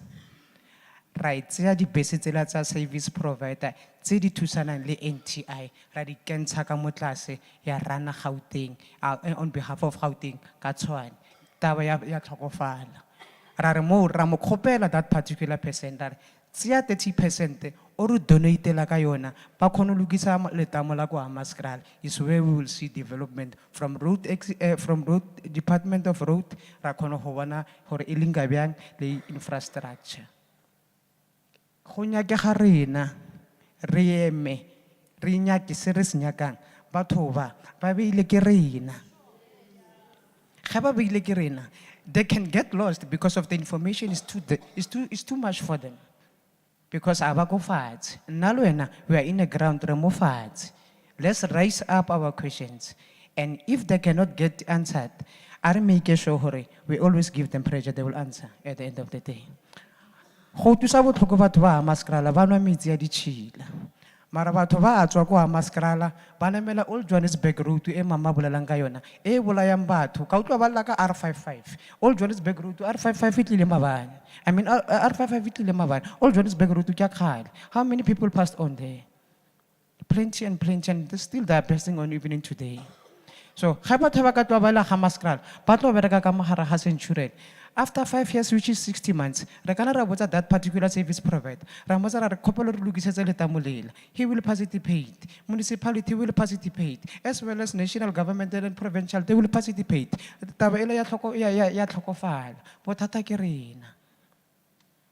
30 years down the line, wana hudile, ebile na le bana. Mara democracy arena, I refer fela tse re di tshwanetseng. Bothata bo mo rena, Hammanskraal. Kopela re tsamaisana le Atteridgeville, tlohelo te sideline. Mabopane, kopela tsamaisana le Atteridgeville, tlohelo te sideline. Soshanguve, tsamaya le Atteridgeville, re mo Gauteng, a re kopaneng, re re ntho one, and challenge this chairman. That chairman, you can see he has his potential to do things possible. Bothata go hore, bo ka mo gare ga bona, wa bona di-party tse dintši. Kopela re tlhobole di-keeper, re lebelele batho pele. Tlogela ANC, tlogela DA, batho pele, we'll get where we are going. And let the freedom speak on its own. Let people come and talk. Gona ba nong re tsere ntho re ibitsang e-bucks, re thekisa batho ka mo dibeseng. But people have fetsa, ha lebella karata hae, e mo tsetse tšhelete e ntši, ke motho mogolo, a kgone o itse re tshwantse le reporta ko kae. Batlo botsa ba re Gauteng department e dedicated a certain company to do that. It's not fair. For batho ba le kana ke di domestic worker, ke paka shelf, I'm a shelf packer go shopong kwa. If it's at least 3 ranta, bana ba ka ba jeng. It's not fair. Ke a feta mo eo. Let me open this talk. We utlwisise hore what is the vision e re nang le yona about this logistics. If you can go to Europe and look at omnibuses, you will see hore Intercape we bona mo, ho tla bjang e be mo. So, ke nyaka hore le bana le information le na batho bo botlhe hore it doesn't meaning a re itse ra tseba bothata ko hore who to report to. But I think Chairman o teng o tla khona go bana le tsebo ya hore re na le kitso, and then people they need change mo fatshe ke 30 years ke sebaka. The taxi industry khala di lwa to one another. 30 years down the line, go palang gore re kwaneng di taxi driver. Why re na le di asto wa ka mahare? Why re sa kry taxi ya City of Tshwane e rane meter taxi re khona bona hore the solution ya hore taxi khona subsidize e brandiwe City of Tshwane. Go palang communication is a key. Go nyake ga rena. It's high time. Ngwana 30 years o hodile. Are ka mahare ha Mpumalanga. Mpumalanga municipality go palang gore e bana le di bus tsa yona. There is people come on the base. Give them the opportunity and the situation will go on. Can I just interrupt you? Can you maybe just focus on the questions that you want to raise? Okay, So that the department can respond. Okay, my question to you all is, Rekopela, City of Tshwane, it's ever to Bayona, eba biye ko pele. Ke question number 1. Question number 2, Northwest, Kopela, Orane, Northwest, Relinke fela ka ditsela. Ke shaetsa ke re bjao. Amen. Okay, and then the last gentleman over there in the blue hat. Thank you. Dumelang. Ke Simon wa tlwaileng ka Brasmall kwa Manskarala. Na mo worried too much. Ke bona ka re ke metla e re tlalang ka. Department of Transport nationally and Gautrain department le legislature itself re lile ga bothata ba NTI every year. It's almost more than 15 years. We are crying about NTI. Le re botsa ka Northwest. You are telling people of Gauteng about Northwest. People are suffering in Gauteng, not in Northwest. That marriage of Gauteng and Northwest, can please divorce come, or must we bring a divorce paper between Gauteng and Northwest so that people of Amanskral can survive? Rina for ka story se le re botsang sona. Subsidies going out from Gauteng to Northwest, but the workers are not getting paid. Communities suffering because of same story, same. You know, you are always saying, you know, there's a what, there's a what. Lara undermine man. Ale bone batho ba bantsho ka sepe. We are like nothing. It's like we are baboons. We are here to only to carry the program. Chairperson, since ufika, a little bit light, but we are getting an excuse every day when it comes to NTI. Stop playing games with people of Gauteng. Get on top of this matter of Northwest. We are enough of it. We can't come every year and push a program that is not working for people. Yes, subcontractors are there, but the buses are still short. Maybe they are almost 55 or 60. They are still short. They need to be increased. At the end, you are telling us that there's a team that is monitoring, says, no, the buses sometimes are leaving without people and what. When did you come on the ground and see the suffering of the community? You don't come, you're getting a false report. If you are getting the right report, we were not going to come and fight you every day when we come in the meetings. No for NTI, because I know it's the state entity. Or is it because of people are benefiting? Officials are benefiting inside it. That's why they don't want to break it. Department, bring us someone who can pay workers, someone who can pour diesel, who can service with better buses than telling us a story is a story of Northwest. Mafikeng is far from Gauteng, but you are busy pouring the money in Northwest, in Mafikeng. They are benefiting, people are suffering. If there's a problem with Northwest, you don't win. And stop giving them our money. Bring out the buses that can serve Gauteng people. You always have a story. Nothing in progress. When you come to our eyes, you pretend like there's a progress. The report we saw, bridge,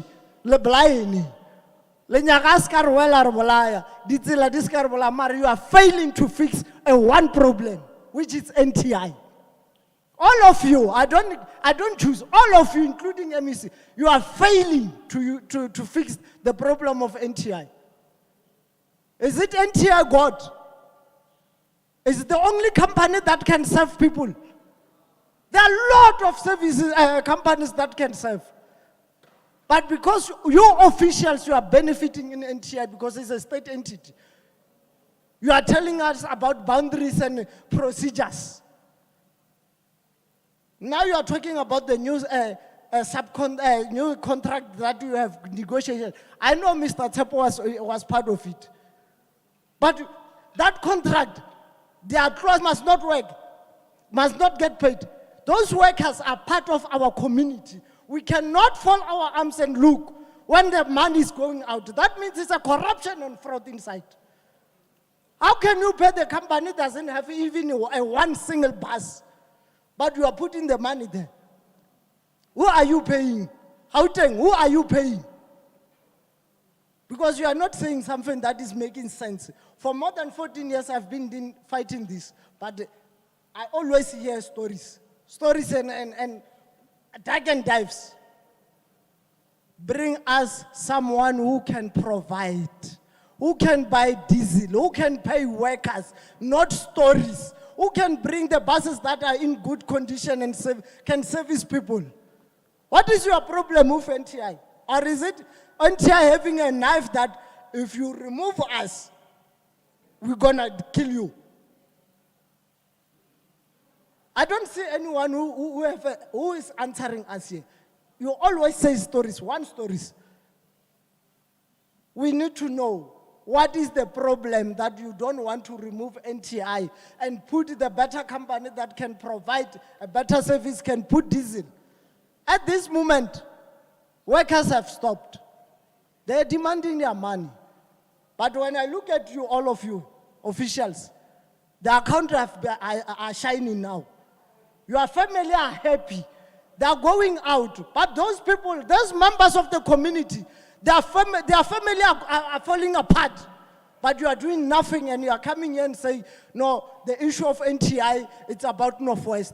Are we staying in Northwest? Do something and stop telling us excuses. If there's a boundaries or the clauses in the contract says the people must suffer, just say to us, stop telling us about Northwest. Bring someone can provide and stop excuses. The next meeting, chap, we will ask, when we come to the next meeting, can we have a progress report about NTI than other stories? We are enough about fixing the bridge. We have enough about the potholes. We are enough about other stories. Tell us what is the progress about the new development of bringing someone who can provide, who can pay workers, who can pour diesel, who can bring new buses than stories. Thank you. Thank you very much. I think those are the hands that I'd recognized. Let me hand over to the department, and then we'll raise one or two things at the end. Thank you.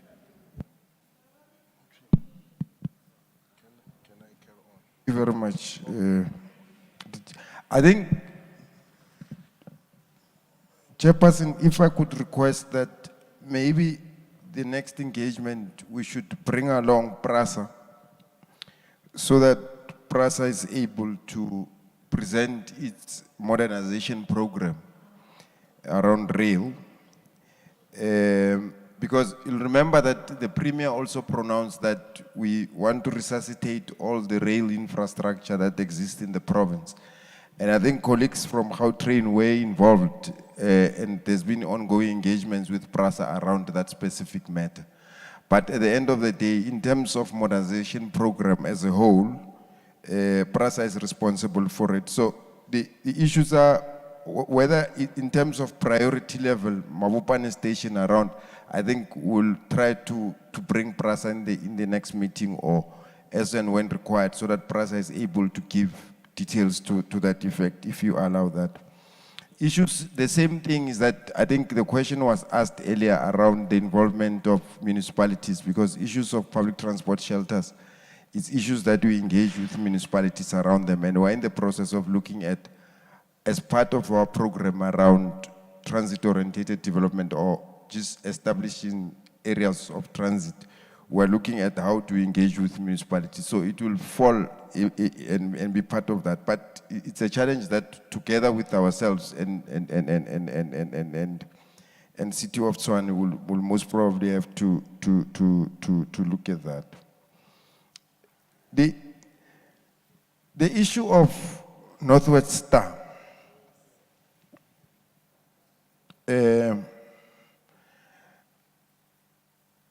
There are facts. We don't own Northwest Star as Gauteng government. That's a fact.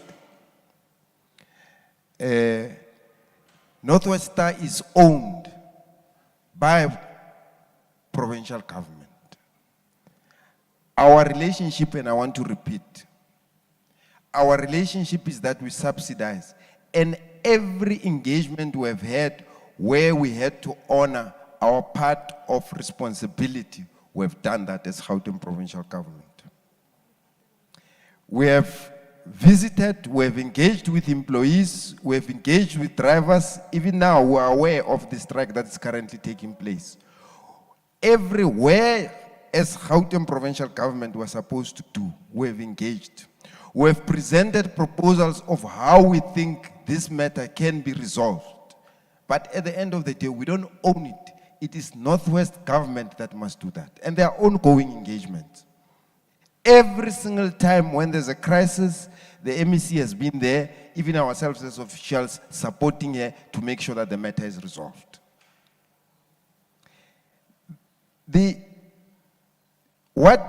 All the issues that have been raised here, that is what must be thrown at the door of Northwest government, not us.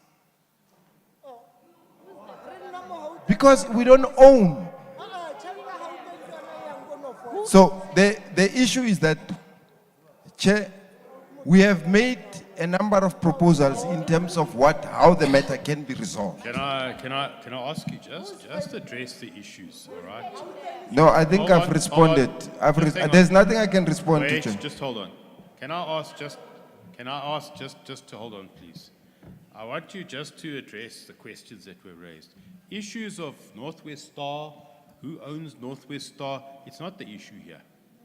As a committee, let me just say this, as a portfolio committee, we will engage with the MEC, and let me just say, hold on, and let me just say this, a couple of weeks ago, the Portfolio Committee on Transport in the Northwest Province undertook an oversight visit over a number of days to Northwest Star, to the operations.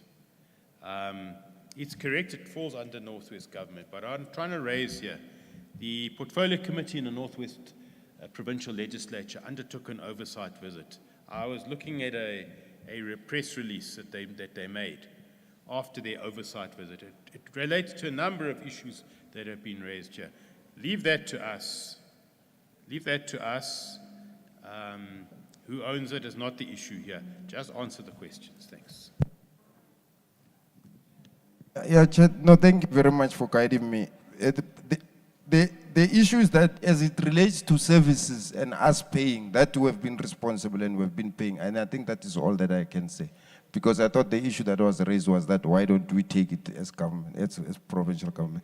I think that is all I can respond to. I think that should cover all the questions asked. Thank you very much. DDG Mokobani. Tabela, no, I think there's one question, Honourable Chairperson, on the R55, Ibuchichegibo Memola. And on the answer, we're going to call, we're going to come back in the next week.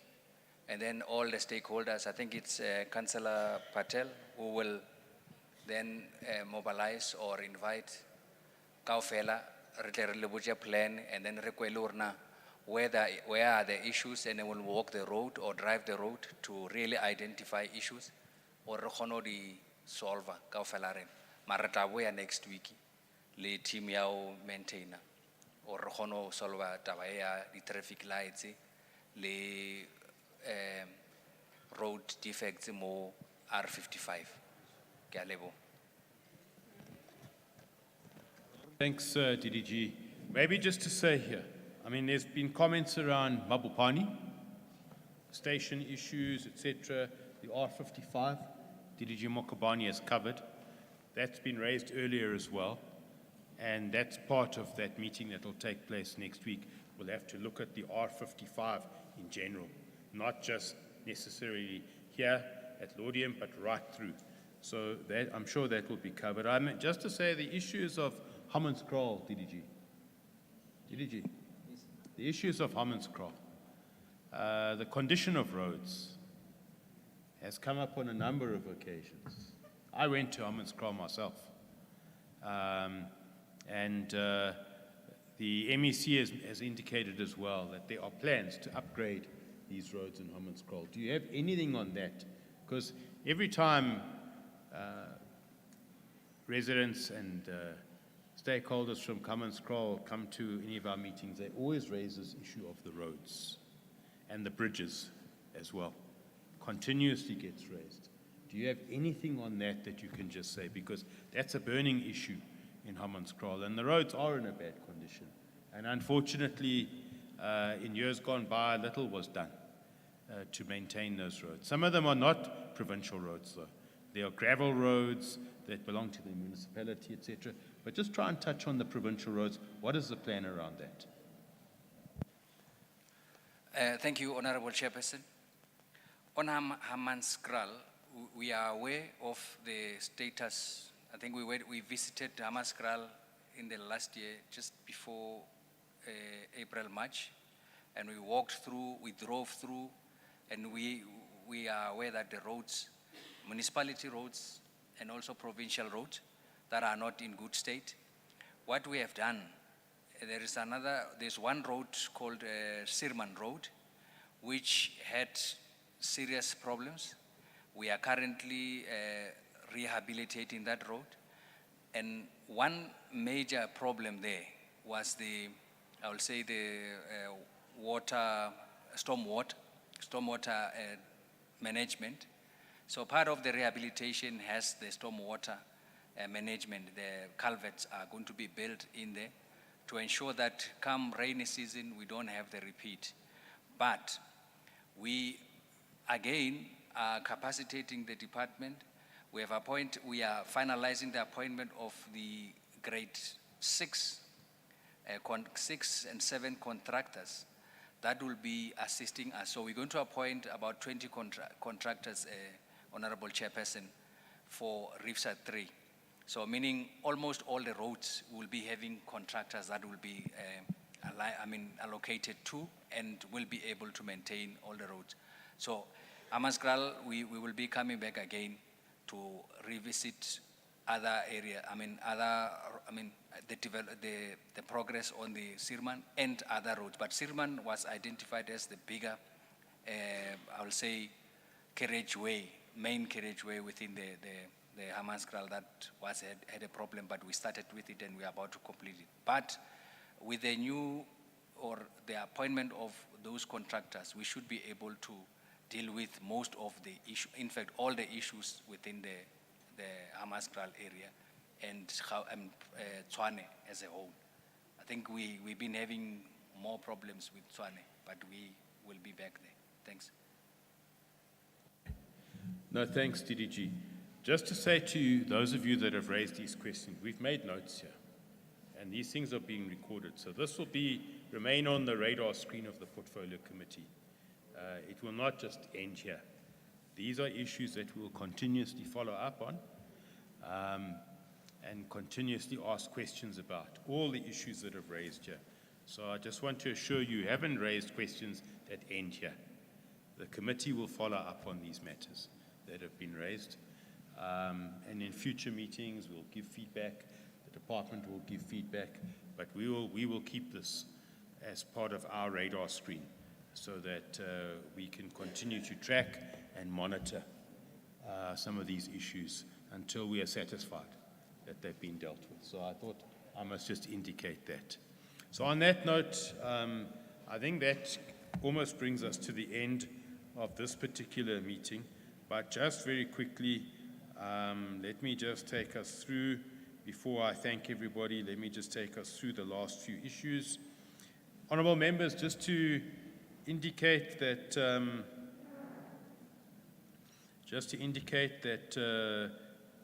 in terms of NCOP and provincial bills, there is a briefing that will be taking place on the Marine Oil Pollution Bill, and it's on the resolution tracking, DDG, Mokobani, resolution tracking, resolutions of the House. There are resolutions that are outstanding, and we're requesting that those be submitted urgently. We have sent a letter to the office of the MEC.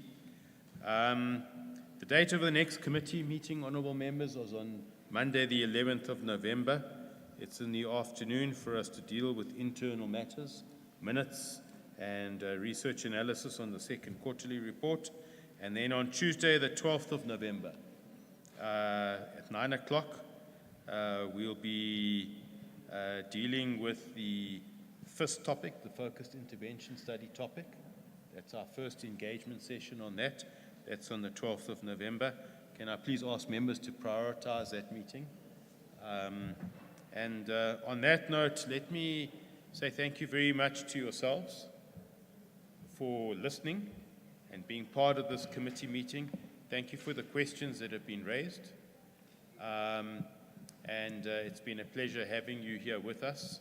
And we hope that you would have learnt a lot out of this engagement with the Portfolio Committee meeting that we've had here.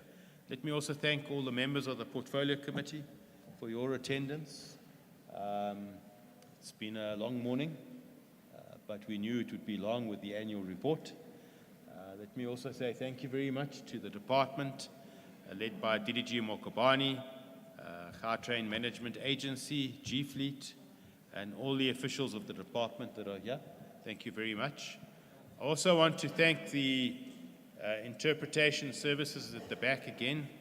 Thank you very much to yourselves for providing the interpretation services. It's helped a lot of us. I've listened as well. So thank you very much for the good work that you always do at the back there. We appreciate it. The sound crew, the sound systems, the screens, everything that's been provided, thank you very much. Let me also say thank you very much to the sign language interpreters. Thank you for the work that you do and ensuring that as this is broadcast on social media platforms, those who need to use sign language are able to follow what has happened in this meeting. Then, as we conclude, there is lunch that's going to be provided. So let us say thank you to the caterers for the food and the catering that they've provided as well. And on that note, let's close this meeting. Let me wish you all a good weekend. Travel safely on our roads, wherever you're going. Enjoy the weekend, and members will meet again on the 11th. Thank you very much.